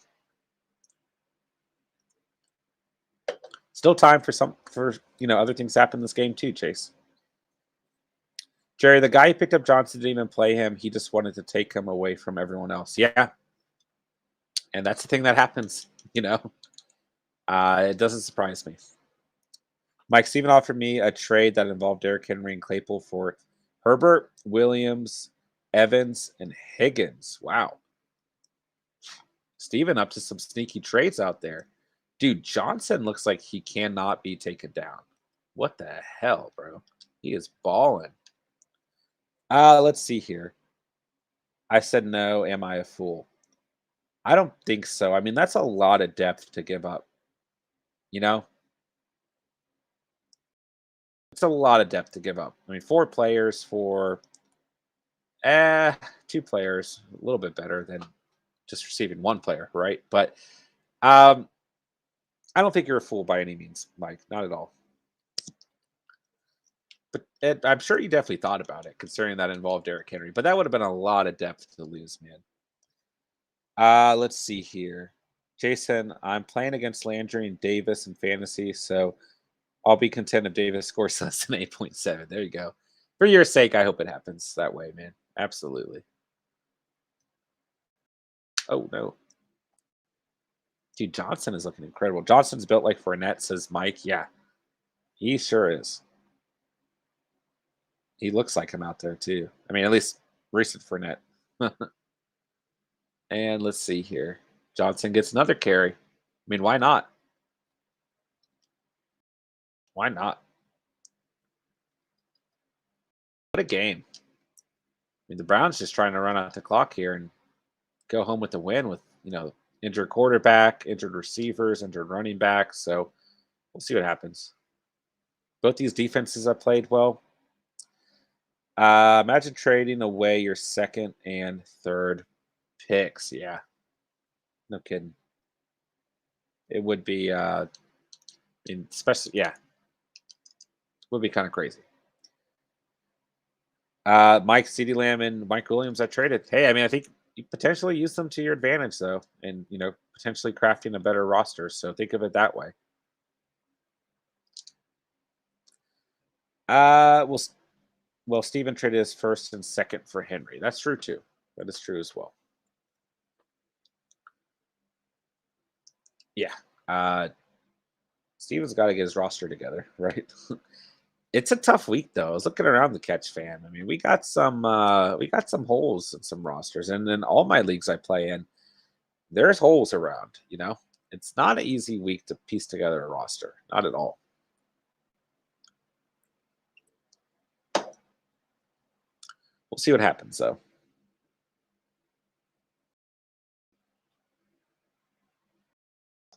Wow, 170 rushing yards and 1 sack allowed tonight by the Browns. Crazy. Mike, exactly. Thanks, John. I took your advice to stay quiet tonight. I'm sober and smiling. There you go, bro. Good to hear it. Oh my gosh, dude. Johnson is just still chucking along. Dude, if Johnson gets another touchdown, I'm going to feel very happy. Why would you take this man out right now?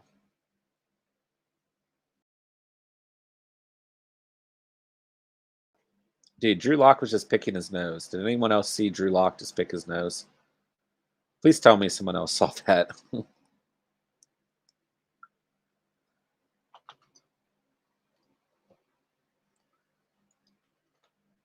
right, let's go, Johnson. I need to see him in the end zone. It's 3rd and 2 if the Browns don't pick up a first down. I mean, this is a big play because kicking a field goal only helps you out so much here. Mike, I dropped Ernest this week. Yikes. In the catch, fam? Did you drop him? I picked him up. Is that what happened? Jason, I'm just glad in the catch league I took McKissick as Gibson's handcuff. That was a smart move. Yeah, that was a good move. Definitely paying off right now. I guess I went to drop Jarvis Landry. I guess he's not a playable option. See what happens. Mike, you picked him up. Oh, shoot. I'm sorry, man. I couldn't remember. All right, let's see what Johnson does here on 3rd and 2. And it's first down and oh, he's smart. He fell. There's a flag down anyways, but I was going to say. But he didn't really need to fall, right? Because then they'd be 2 scores up, but there's a flag down. But geez, that would have been beautiful if scored another touchdown there. Smart play. Take more time off the clock. I like it. What's the okay, foul on David Njoku. Jerry John, I wasn't here at the beginning of the stream. What did you have for dinner? Yeah, of course. Most important question of the night, guys. Let us know what you had for dinner here at the catch. I ate a sandwich. It was a rainy day and long day, and I just came home and we just kind of hodgepodge, and I made like a fat sandwich. It was delicious turkey sandwich. Oh, Landry's back in. Is that Landry? Thank you for asking, though, Jerry. And they give it to Johnson again, who's got a first down. He cannot stop this man tonight. Mike, trade me Wilson. RBs are being smarter and just dropping. I don't have Wilson anymore, Mike. And yet there's no timeouts for the Broncos, so they're just going to they're not going to try and run any more plays, I don't think. I mean, don't they know that we play fantasy football, man? I mean, come on.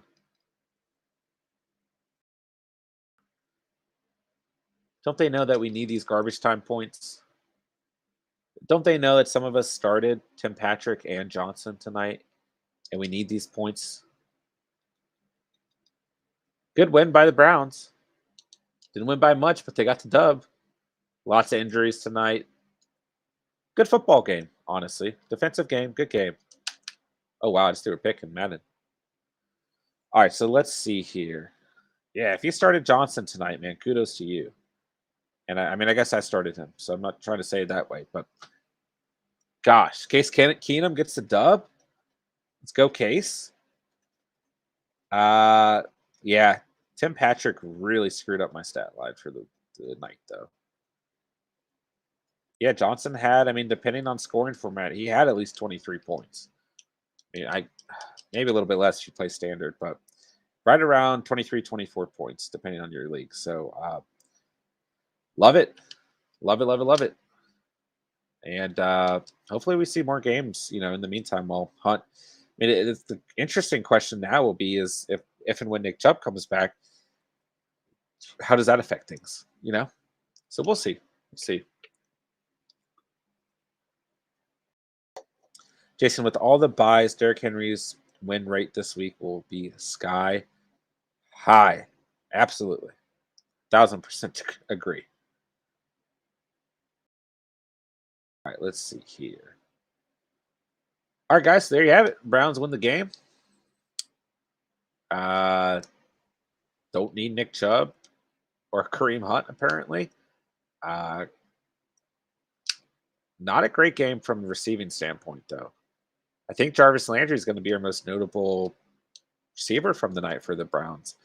Not a great receiving game for the Broncos either. I really hope. I mean, Noah Fant and Cortland Sutton, probably the best highlights tonight. Tim Patrick, an awful game, though. To any of you guys that I said start Tim Patrick, I'm truly sorry. I mean, if it makes you feel better, I started him in 2 leagues. I mean, he's been so consistent this year that I'm a little surprised, but this was a defensive game where both teams were kind of using their running backs first.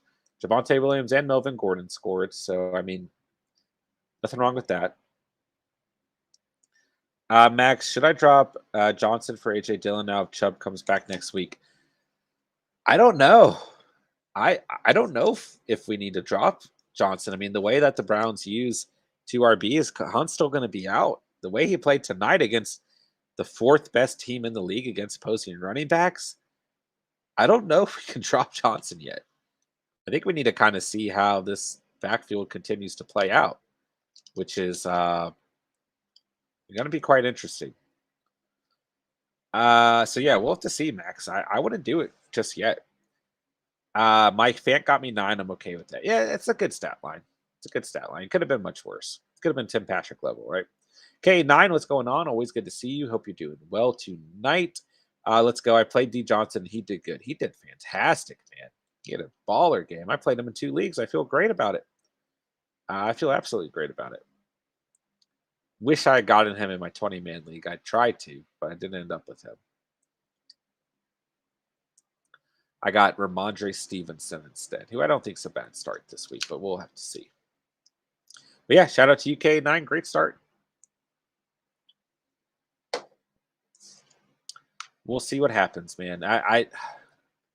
It's an interesting question, Max, but I don't think I'm ready to drop him quite yet. The way he played tonight, I just don't feel great about it, Even with Chubb coming back. Now, once Hunt's back, it's a different story. I mean, how can you start anyone over Hunt and Chubb, right? But it'll be interesting to say.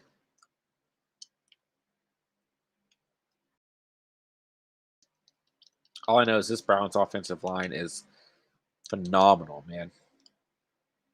Ray Gamer, bro. I played Johnson too. Yeah, let's go. Kudos to you guys. I started him in 2 leagues. And it was just one of those weeks where you're like, I got to take a gamble on someone, right? So kudos to everyone who took a gamble on him, man. Definitely happy to see some of the Catch fam, benefiting from tonight's game, though. Nothing better than that, man. That's what we strive for here, man. Dubs for the Catch fam. This dude would be great if he was a starter for a team. Yeah, apparently so. I mean, he looked fantastic tonight. I mean, I think the Browns' offensive line is phenomenal, but I do think that he could be good on any team too. Edward, shame to be a Broncos fan. It was a good game. They hung in there. A little worried after that opening drive that the Browns just moved right down the field, but it was still a good game from the Broncos. But I am concerned about the Broncos on the season. They're really starting out with a lot of promise, right? And it's gone a little downhill since, but I think it'll be okay. But I don't know if it's gonna be okay enough to win this division with the Chargers and the Chiefs being there as well. Beginning of the season, I was like, I don't know. I mean, Raiders look good, Broncos look good, Chiefs look kind of bad, and the Chargers look good. So we'll see what happens, man. Who knows? Maybe we'll get Aaron Rodgers next year. So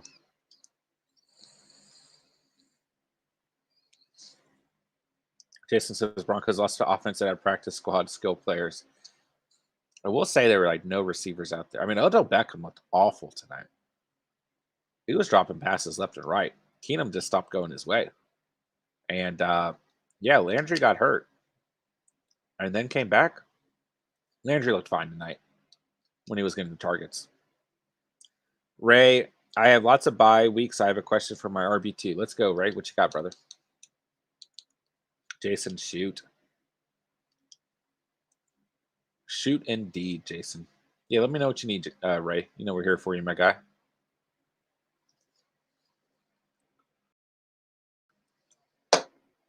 Let me know what else is going on, guys. Let me know how everyone's doing. How you guys are feeling. It's already Friday. These weeks are flying by for this football season, man. It's crazy. Absolutely crazy. We're going to be in like week 10 before we know it.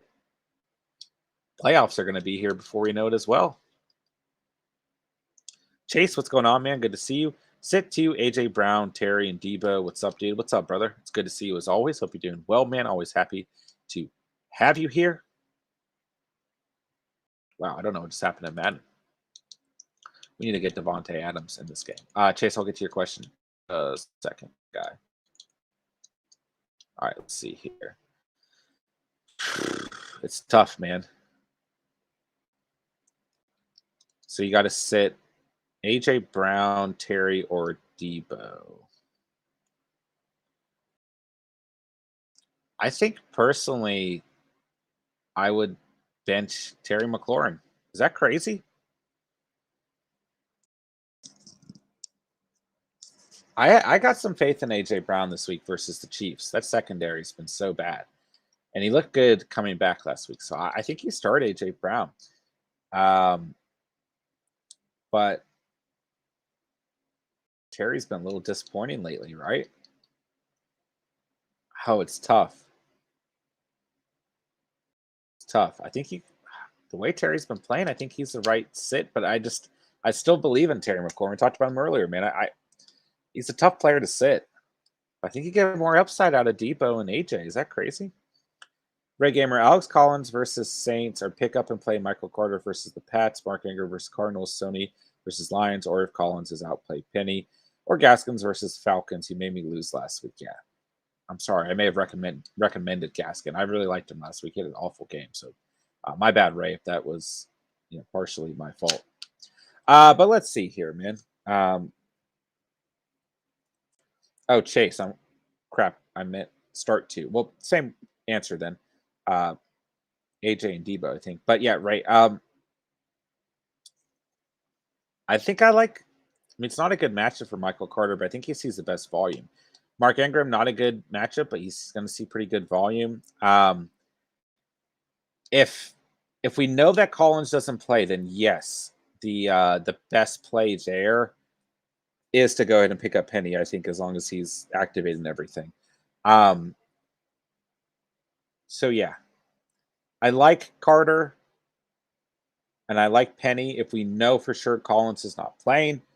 And then if you really got to take the gamble on Mark Ingram, I think you can. It's not great, but due to volume alone, we should see some good involvement out of him. So let's see. I was thinking Carter too. Yeah, I think he probably has the best volume out of those guys. And the Cowboys ran the football pretty well against New England last week. So I think that's an okay start as well. So if Collins plays, you play Collins or no? Ooh, I don't want to bet against Collins. I did last week, and I was wrong on it, right? So I think it's a fine start. I think he's going to see the volume. I don't think he's any worse than Michael Carter, to answer your question. So let me know where your head's at with it, Ray. Mike, why is my trade pending? I'll have to go and approve it after the stream, but it'll get approved tonight. When I tried to check it earlier and it wasn't there for some reason. Like I could see it in the chat, but then when I went to like pending trades, it wasn't there. So I'll have to look at it when we get off the stream, my guy. Ray, I did too. I picked Gaskin over him and lost. Yeah. I thought Gaskin was going to have a good day. I really did. It's a good matchup. It's a bad matchup for Collins, and it's a bad matchup for Collins this week. But I'm like, he played very well against Pittsburgh. I mean, it was on a short week. Don't get me wrong. So that could have impacted Pittsburgh's defense, kind of like we saw Denver's defense on a short week tonight, right? Drake is available too. I don't mind that, but I think I don't want to jump the gun too quickly on Drake, right? It's possible that this is going to be the type of involvement we see out of him in this offense from now on. But it's also possible that he just had a fluke week, right? And just happened to get in the end zone twice. So is he worth the gamble? Maybe in full PPR, right? But sorry, guys, I got something in my eye. I hope I don't look crazy right now. But I still think I like Penny or Collins and then Carter a little bit more. For me, I'm thinking between Collins, Penny, or Carter. Yeah, I'm there with you. Jason, John, you got lucky ascending punting this week. Yeah, I've been looking at that. I was going to hit him up just to make sure he knew what his lineup looked like, but he did that trade today, so I was assuming he did. But I'm probably going to message him anyways. But listen, man, this is a week to it's a week to consider doing it. I mean, I respect it. I mean, I don't think I'm starting a tight end in my 20-man league, and I don't think my opponent is either. We're not in the position to pick anyone else up. So I get it, but I am going to hit him up just to make sure that he knows. But I'm pretty sure he does know. But his roster moving forward looks fantastic, and down the stretch is going to be a big problem in the league as well. So he's positioned to do very well. So we'll see what happens. But I would say I'm a little bit lucky. I don't disagree with that as well. Let's see. Jason, no Drake. Collins, if he's fairly healthy, Carter otherwise. I agree. Yeah. Ray, I don't have Metcalf anymore. Got Diggs now. I don't mind that. I don't mind either side. I mean, I still believe in Metcalf, but Diggs probably gonna be a little bit more consistent. At least you can trust the quarterback throwing him the football. Spencer, what's going on, brother? Good to see you, man. Hope you're doing well. Always good to have you, my guy. What's going on, Spence? Let us know what's good, man. G, what's going on? Hey, folks, came home to see Johnson balled out for my opponent. Good times. Yikes. He balled out for most of us. You're the first person to come through tonight and say that he was balling out against you. So I am sorry to hear that. And it's just one player. It's never a good feeling on Thursday night when you have someone ball against you, right? But wow, who is this guy who cannot tackle Madden? But you know, there's still plenty of time to turn around you. Jason, 4 bench spots kind of shallow. Yeah, that's just what I'm in my 20-man league, what we have. And then I guess a lot of leagues do 5 as well. Some even do 6. But if you guys want to put together a vote and we want to add another bench spot, we can. But it's probably going to be hard to do at this point in the year. But yeah. Let's see here. Ray Gamer and Chubb2 no longer have Hunt, Madison, Schultz. Can't wait till Montgomery comes back. I can't wait till Montgomery comes back either. Jason, my main league is 7. Yikes. That's insane. I've never played in a league that's had more than, I think at one point, maybe 6 spots, but typically it's 4 or 5 is what I'm used to. I mean, this league, this year, it doesn't look good with how many injuries we've seen. And last year, I know a lot of leagues added an extra IR spot due to COVID designations, but 7 is standard in ESPN. Wow. Well, hey, we got 4 to work with at the moment. Let's see here. Chase, think Matt Ryan and Carson Wentz can hold me over until Russ comes back? I do. Jerry, I'm only starting 2 or 3 kickers this week because one of them has a bye, and I can't afford to drop anyone for another kicker. Yeah, I think if there's one position you're going to take a fluke at, kicker is definitely the best. So I know a lot of people are doing that this week. G, my opponent's starting Corey Davis, Sermon, Matt Ryan, AJ Green. When I have most of my guys, might still lose. I mean, those aren't the strongest starts this week, so I think you got a pretty good shot, man, or pretty good shot. So it could be worse, man. Let me know how the rest of your lineup looks, though. Ray Gamer, I'm playing Nick Folk at kicker this week versus Jets. I think he'll have a good week. He's been pretty damn good this year. He was disappointing last week, but he's still a top 10 kicker on the year. If he had a good week last year, he could have been competing for the number 1 spot. He was the week before. I'm glad I did pick up Tim Patrick, but now my last question is a wide receiver, Kirk or Callaway for my flex, and I have Kyler Murray at QB. I think Kirk is a okay start this week. And I also do not mind. Yeah, I think I like Kirk more than Callaway right now. I don't know if I trust Callaway. So personally, I think I lean with Kirk just due to the upside that is available there. And it's a nice stack with Kyler Murray as well, man. Spencer, I'm not playing a kicker this week, but in the league, I snagged Johnson, so I have a chance. He did much better than Sutton, so I started well. There we go, man. There we go. Good to hear. Yeah, Johnson balled out, man. Ray Gamer, Kirk versus Texans, Callaway versus Seahawks standard. Yeah, I think I'm leaning Kirk. But I could see Callaway having an okay game. He's just so boomer bust, man. And Christian Kirk is to some degree as well.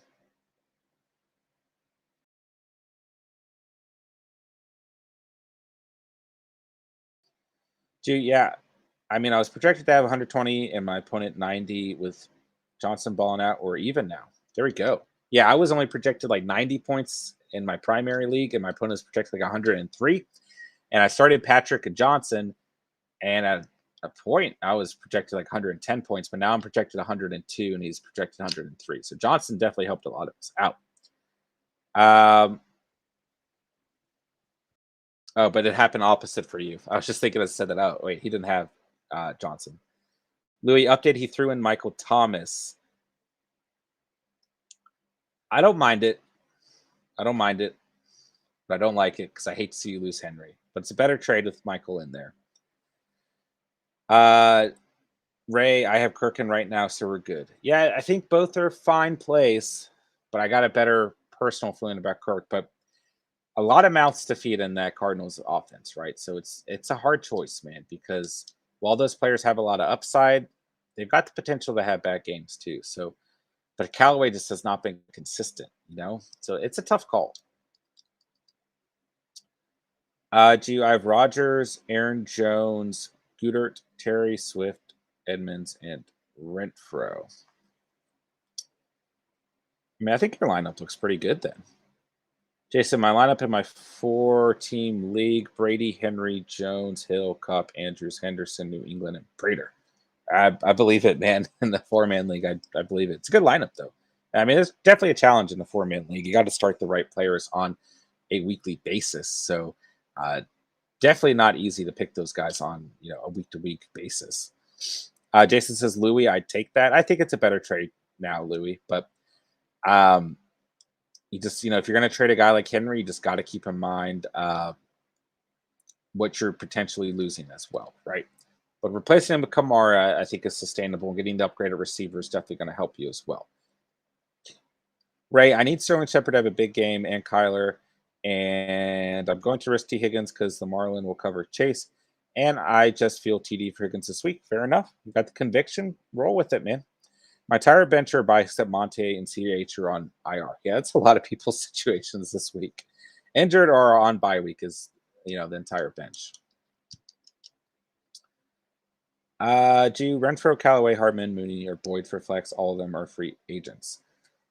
I would lean Mooney with, quite honestly. I like Mooney this week. Out of those guys, I would definitely roll with Mooney as a good flex play. I think Mooney's going to have a good game.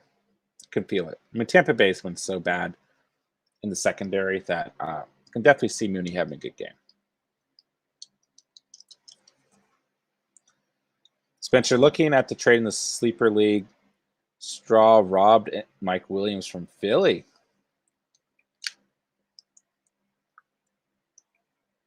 It's I think it's a decent trade on both sides.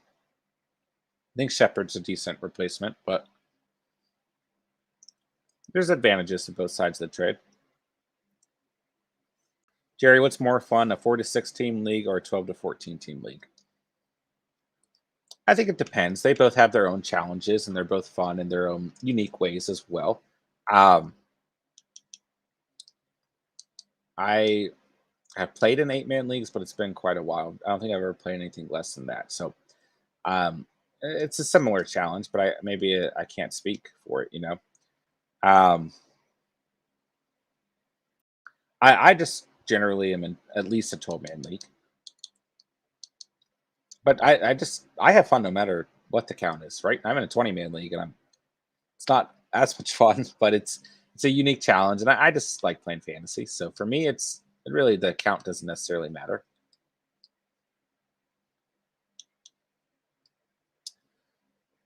Philly got a bunch of depth, but losing Mike Williams is tough. Definitely a lot of depth in that trade for our boy Philly. Absolutely. I forgot to talk about my tight end, says Ray. So Knox is on bye, but has a broken hand now. Yes, everyone say a prayer. Say a prayer for Dawson Knox. And someone dropped Kaseki, but they have Pitts. So I'm going to grab Kaseki and hoping this other person won't take him yet. Pick up Mike Kaseki. There's no reason why he should have been dropped. I mean, he is a top 10 tight end right now. He's closer to like the tight end 6 mark. Just due to the volume he's seen, doesn't even need to score. And he's got a great matchup this week. Yeah, you should absolutely pick up Mike Kaseki. Love, love, love the pickup, man. Uh, Ray, I released Schultz, but will re-add him. I dropped him for Johnson yesterday. There you go. I mean, that's great depth at tight end, man. And you might be able to hold on to Dawson Knox. Have we got an official timeline on Dawson Knox yet? I guess I should look into that. Do you Ertz or Goddard this week? Kind of feel like both might get a touchdown. Um, I like both of those guys. Yeah, I do. Uh, I kind of, at first was a little bit hesitant about Ertz this week, but I've kind of flipped positions on that. We talked about him in the must start tight end segment, and I like both of those guys this week as long as we know Goddard plays for sure. So I do think that they'll both have good weeks. I could see both of them scoring as well. So yeah, I think they're both very good plays.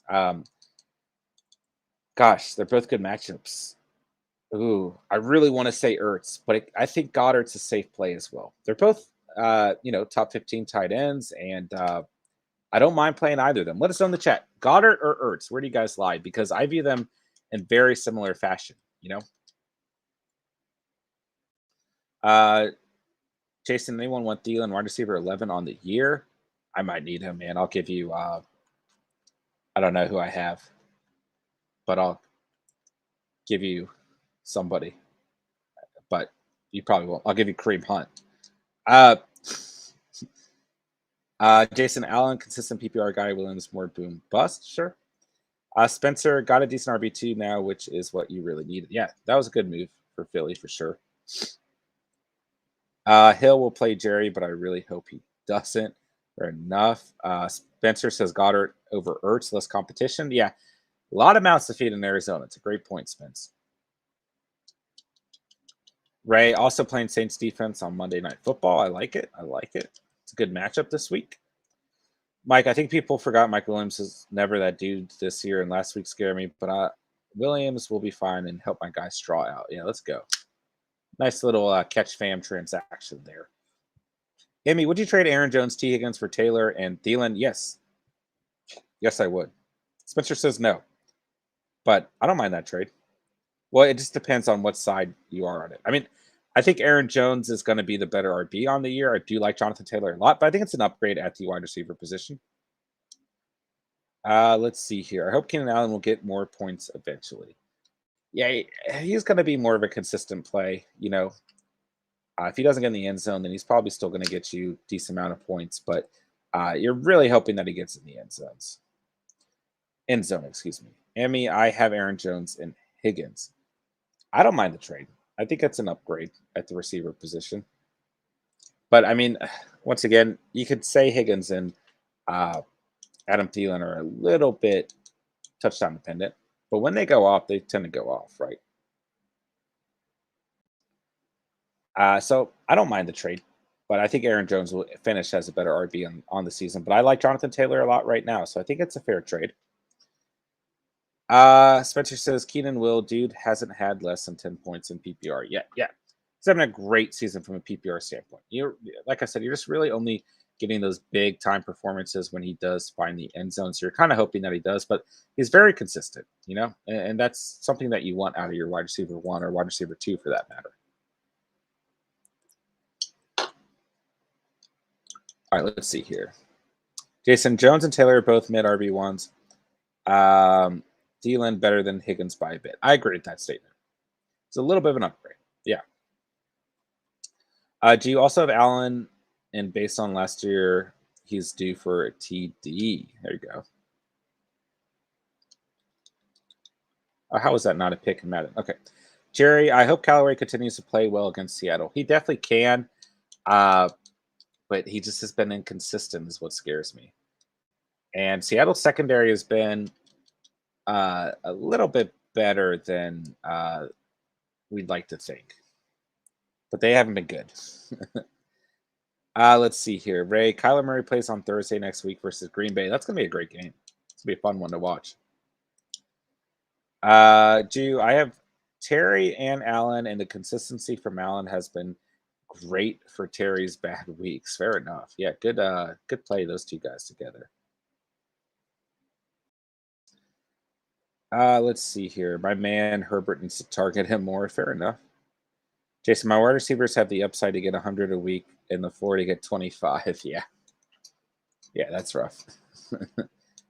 But it could be worse. Could definitely be worse.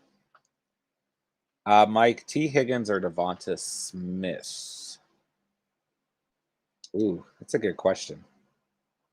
I think this week I like the rivalry, right? I like the Bengals and the Ravens. I like the game script there. So I think I'd lean with Higgins this week. Devonta Smith's been pretty inconsistent as well. But the Raiders are a pretty nice matchup, but I think I'd take a chance on Higgins. Jerry, I'll talk to everyone next time. Good night. Peace out, Jerry. Thanks for coming through, man. Always appreciate you being here, my guy. Good to see you. Hope you have a great night, man. We'll see you tomorrow night. All right, let's see here. I'd say T. Higgins. Yeah, I don't disagree. Emmy, want an upgrade on wide receiver. Current wide receivers are Higgins, Woods, Mooney, and McLaurin. Could be worse, right? Oh, no, I just lost this game in Madden. Oh, no. Higgins and Smith, both fantasy wide receiver 3 toss-ups. Fair enough. Ray Gamer, hopefully same situation with Chase because I have Higgins. Yeah. Oh, man, I can't believe I lost this game in Madden, guys.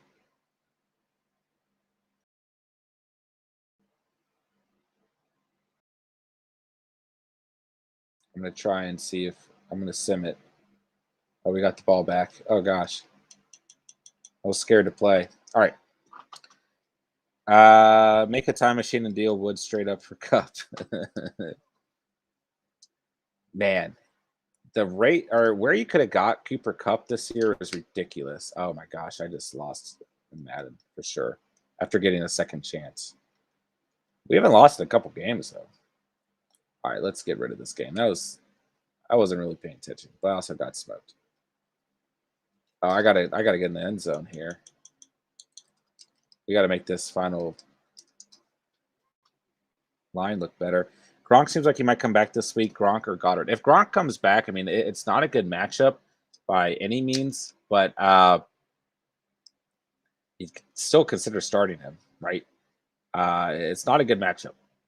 Chicago's one of the best top 10 team in the league against opposing tight ends, but he's still Gronk, right? Coming off injury, it doesn't feel great, but I do think you can consider it nonetheless. All right, let's go ahead and shut down Madden for the night. Let's see here. All right, there we are. Let's see here. Yeah, it's a tough question, Drew. I'm not crazy about Gronk, but I want to be. I think if Goddard's a good matchup, man. Who'd you guys say in the chat? Goddard or Gronk this week? It's tough. Definitely tough. All right, let's see here. Get caught up with the chat.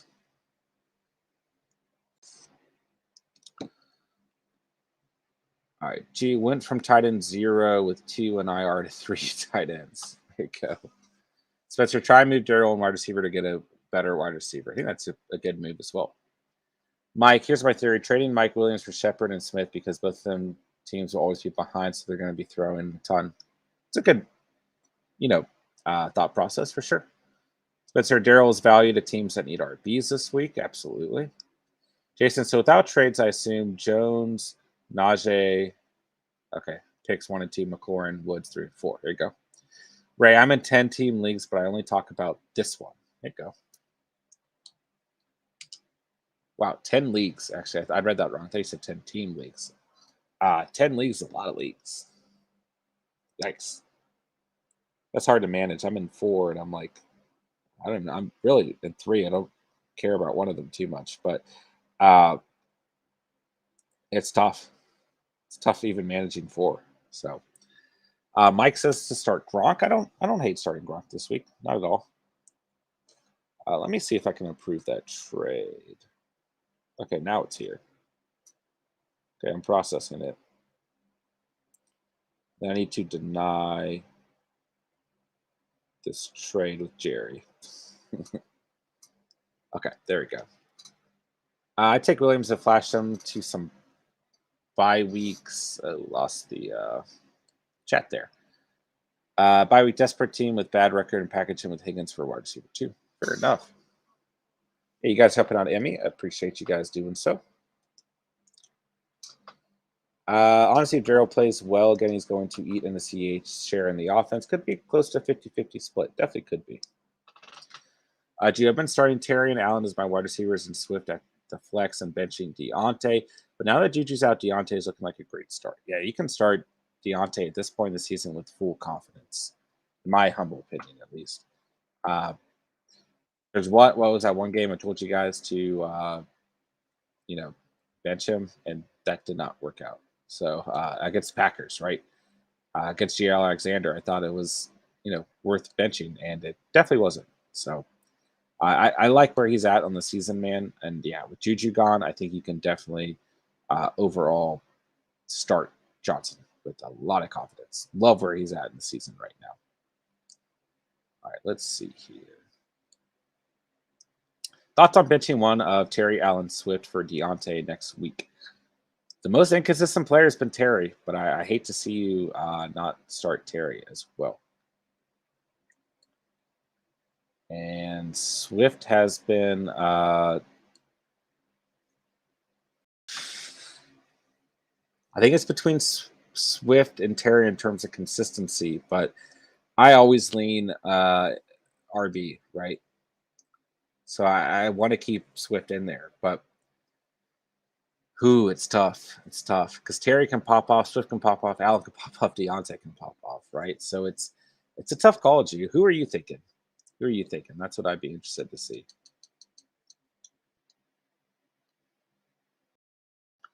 All right, let's see here.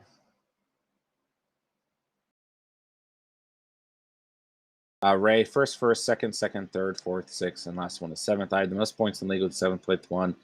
LOL, that's all 8 leagues for the Yahoo. Nice. Nice. At least you're doing well in most of them, man. That's what's up. Glad to see it. All right, guys. So we'll probably hang out for a little bit longer. We'll see what's going on over the next 10 minutes or so. Bossman Fat, who to start at flex? Devonte, Booker, Ayuk, or Darnell Mooney? I like Mooney a lot this week. Out of those guys, I'd probably feel the best about Mooney. I think Ayuk's got some upside, but I don't know if I want to risk it with how inconsistent he's been on the season. So personally, I think I'm leaning Mooney out of those guys. I want to like Booker, and the volume's going to be there, but it's a bad matchup. It's a very bad matchup this week. So I want to like him, but I think you stay away from the matchup if you can. B-Dubs, what's going on, man? What can I package to get CMC? I have Debo. Sorry, guys. Lost my spot. I have Debo, Patterson, Bateman, Darrell Williams, CH, Mitchell, Javonte Williams, CMC owners, Chubbard, Jamal Williams, J. Rob, Sutton, OBJ, and Mooney.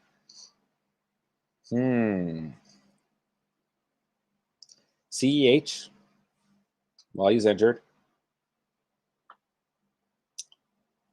Maybe Javonte Williams going off his best game, and maybe you throw in Debo. What do you think? Where's your head at, B-Dubs? Gee, I've been swapping between Swift and Deontay, but now I'm leaning Terry. If he doesn't get me at least 10 points this week, I'm going Terry. I think that's a fair way to evaluate it. Yeah. But it's a tough choice. It really is. All those guys have the ability to pop off at any moment. So it's definitely a tough choice. Ray Gamer, both in 4th place for the NFL app, 2 leagues in that app. Every league has 10 people. There you go. Let's go. I started doing fantasy basketball as well this week. Excited for NBA. Yeah, I'd be awful at fantasy basketball. I'm not going to lie. I don't know enough. Maybe I consider trying it, but I don't know enough. Bossman Fat, I think the Bears will be passing a lot, and that secondary is great. Yeah, I like Mooney this week. I like him a lot. It's a great matchup versus the Bucks. Absolutely. Absolutely. Gee, I've been trying to deal Deontay to people, but people in my league aren't high on him for some reason. Dude, I just keep him.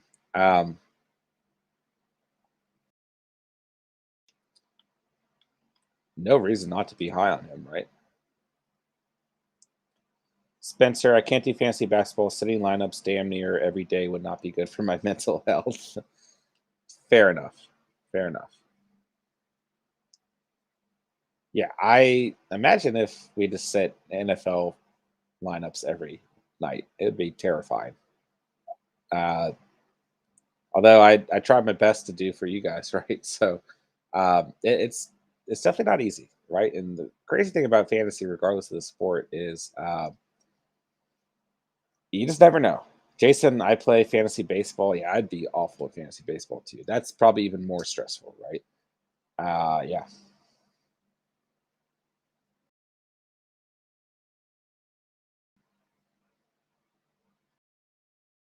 All right, let's see here. Jananis is the number one pick. Yeah, who's the number one pick in basketball and baseball right now? I'd be interested to see.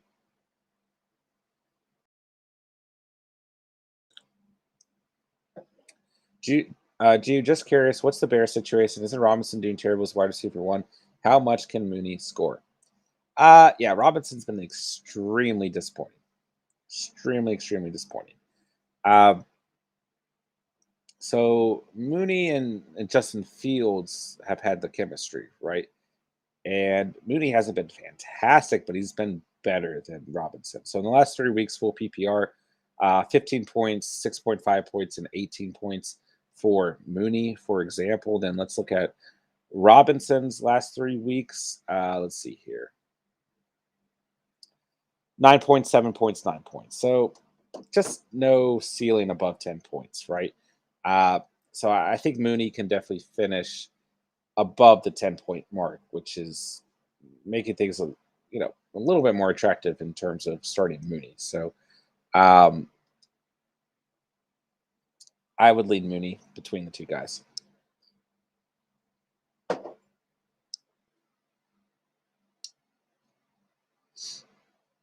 All right, guys. So we'll start to wind down things over the next 10 to 15 minutes. So make sure you guys get out any of your final fantasy Q&A for the night. And we'll be back on tomorrow as well. Go ahead, probably just do some general fantasy Q&A tomorrow as well. Probably do a little bit of a later night one tomorrow. I mean, we'll see what happens. So,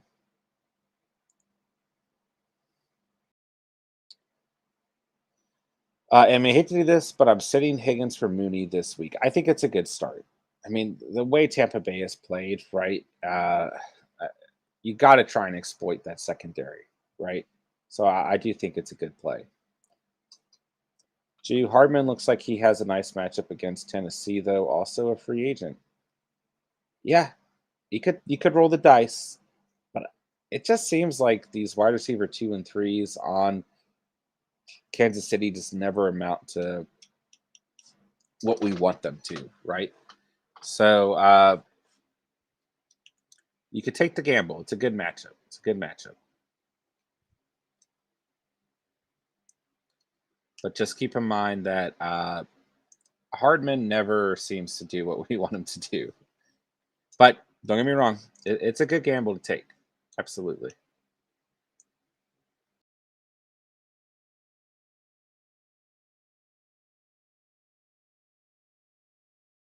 Oh no. All right. I started playing Madden again, but it's like I don't know what's going on. It's Face of the Franchise. Make me do some. Oh, it's like the yard style. Jew. There's also Devonte Parker. Yeah, Parker might be floating out there, guys, and at least in full PPR, he's played okay this season when he was healthy. So, um, if he's floating around out there, he's an interesting start, but I think he's still questionable right now. So we do want to keep an eye on that. But I was looking at him. He's actually available in my 20-man league, and it's definitely an interesting decision. But he is, to my knowledge, still questionable at the moment. Let's see here. Ray Mitch was much better with Allen Robinson. Yeah, the chemistry just hasn't been there between Fields and Andy Dalton as well. So I don't disagree, but I hope that they can get that figured out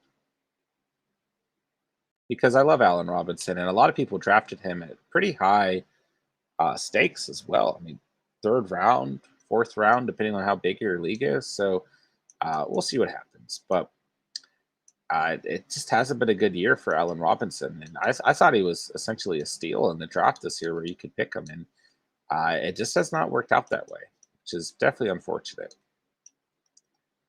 Bo Picks, what's going on? Good to see you. Trade away CH and Tim Patrick to acquire Nick Chubb or David Montgomery. Yeah, I would take Nick Chubb because he's going to be healthy before Montgomery. Um, yes, it's a good trade. It's a fair trade. I would take it all day long, and I would get Chubb because he's going to be back before Montgomery. Good trade though, Bo Picks for sure. Jew Mooney is looking like the best free agent in my league. There's Boyd and Renfro, but I don't trust either. Yeah, I would roll out of those guys. I would roll with Mooney this week. Absolutely. All right, let's see here. Jason says yes, if Chubb for sure. Yeah, I agree. I think Chubb's a better option just because he'll be back sooner. And I mean, I do love Montgomery. Don't get me wrong, but I do think on the season, Nick Chubb's going to have a better year. So yes, I would roll with Nick Chubb there. Ray Gamer, I'm hoping Gilmore doesn't play this week, or else I'll have to worry about Shepard. Yeah, we'll see what happens. I'm not sure if he's going to be back this week, though. That might work in your favor, though. We might be waiting until next week. So we'll see. But picks okay, cool. Because Guy Chubb has no wide receiver too, or should I do AJ Green instead of Chubb because of Tim Patrick performance right now? If he or tonight, if he I would try Patrick first. I would rather you hold on to AJ Green, but um, if you can't swing it, then I still think it's a fair trade. Yeah, I still think it's a fair trade, even if you give up AJ Green. Dude, Allen Robinson went fifth round right before I got Swift, and my buddies were commenting on how bad the Swift pick was. Yeah, a lot of people weren't high on Swift, so I believe that. But hey, at the moment, looks like you made the right pick. Absolutely. Jason says Chubb. Yeah, I agree. Right? Could you just pick up Callaway if Gilmore plays? That's a good question too. Someone give Tony a fresh ankle so I can start him, says Joe. Yeah, we'll see what happens with Tony there.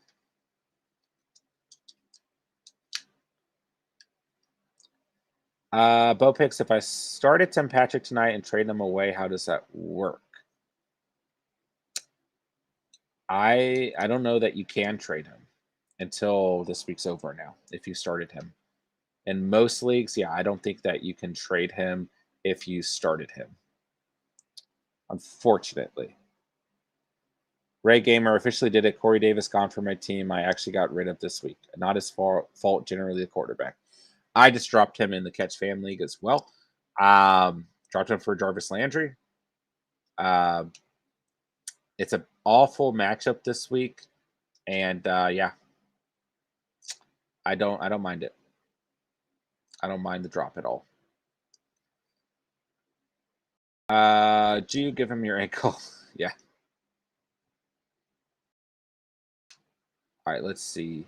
Not till next week is fine though, till transactions clear. Yeah. If I am not mistaken, it won't be till next week if you already started him.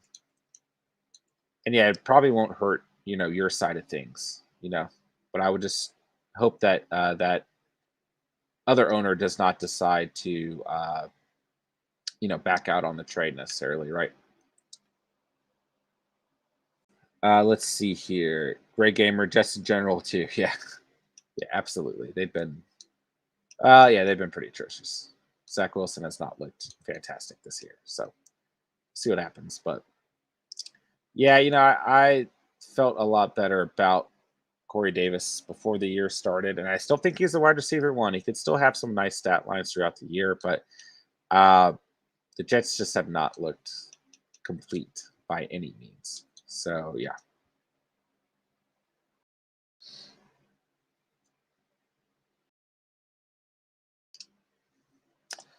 All right, let's see here. Both picks, yeah, got you. Yeah, I think it's a good trade, man. I think that's going to benefit you down the stretch for sure. For sure.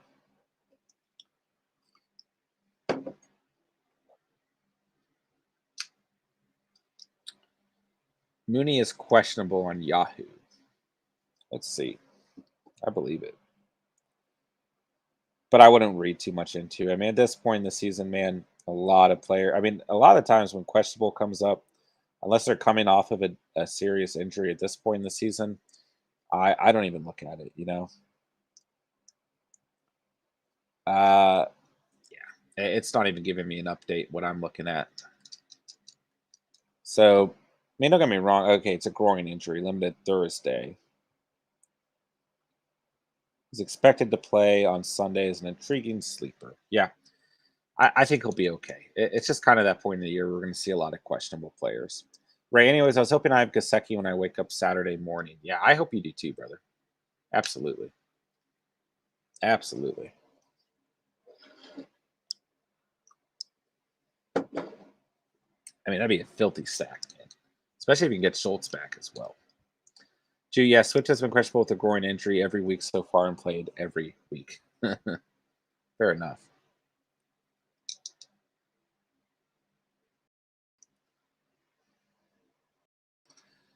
Yeah, I mean, groin injuries you do want to pay attention to, but at the same time, I do think that Mooney is going to be just okay. Truly do.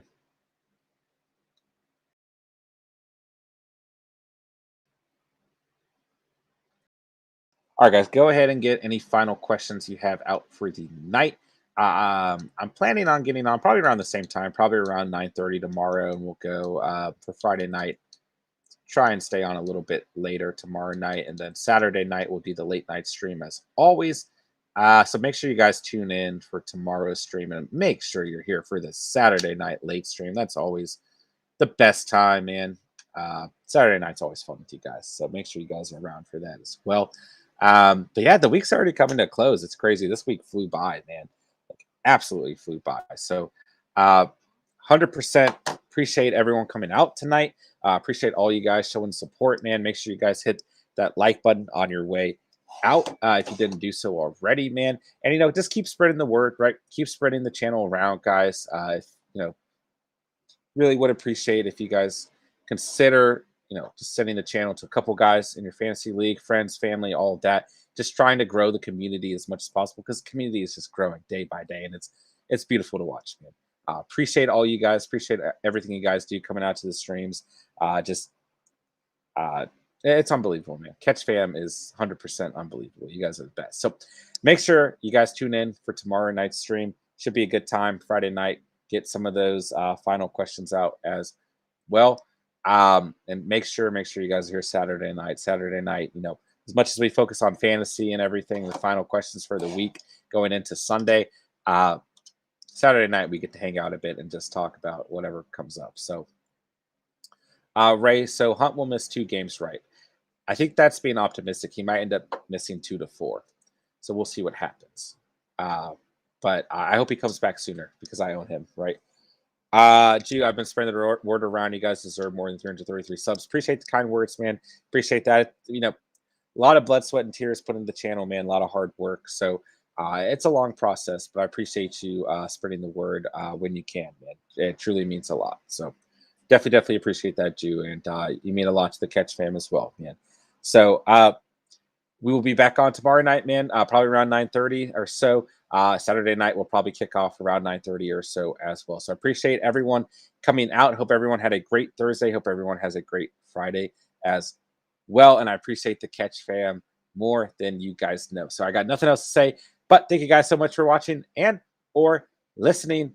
And remember, saw it here on the Catch, and peace.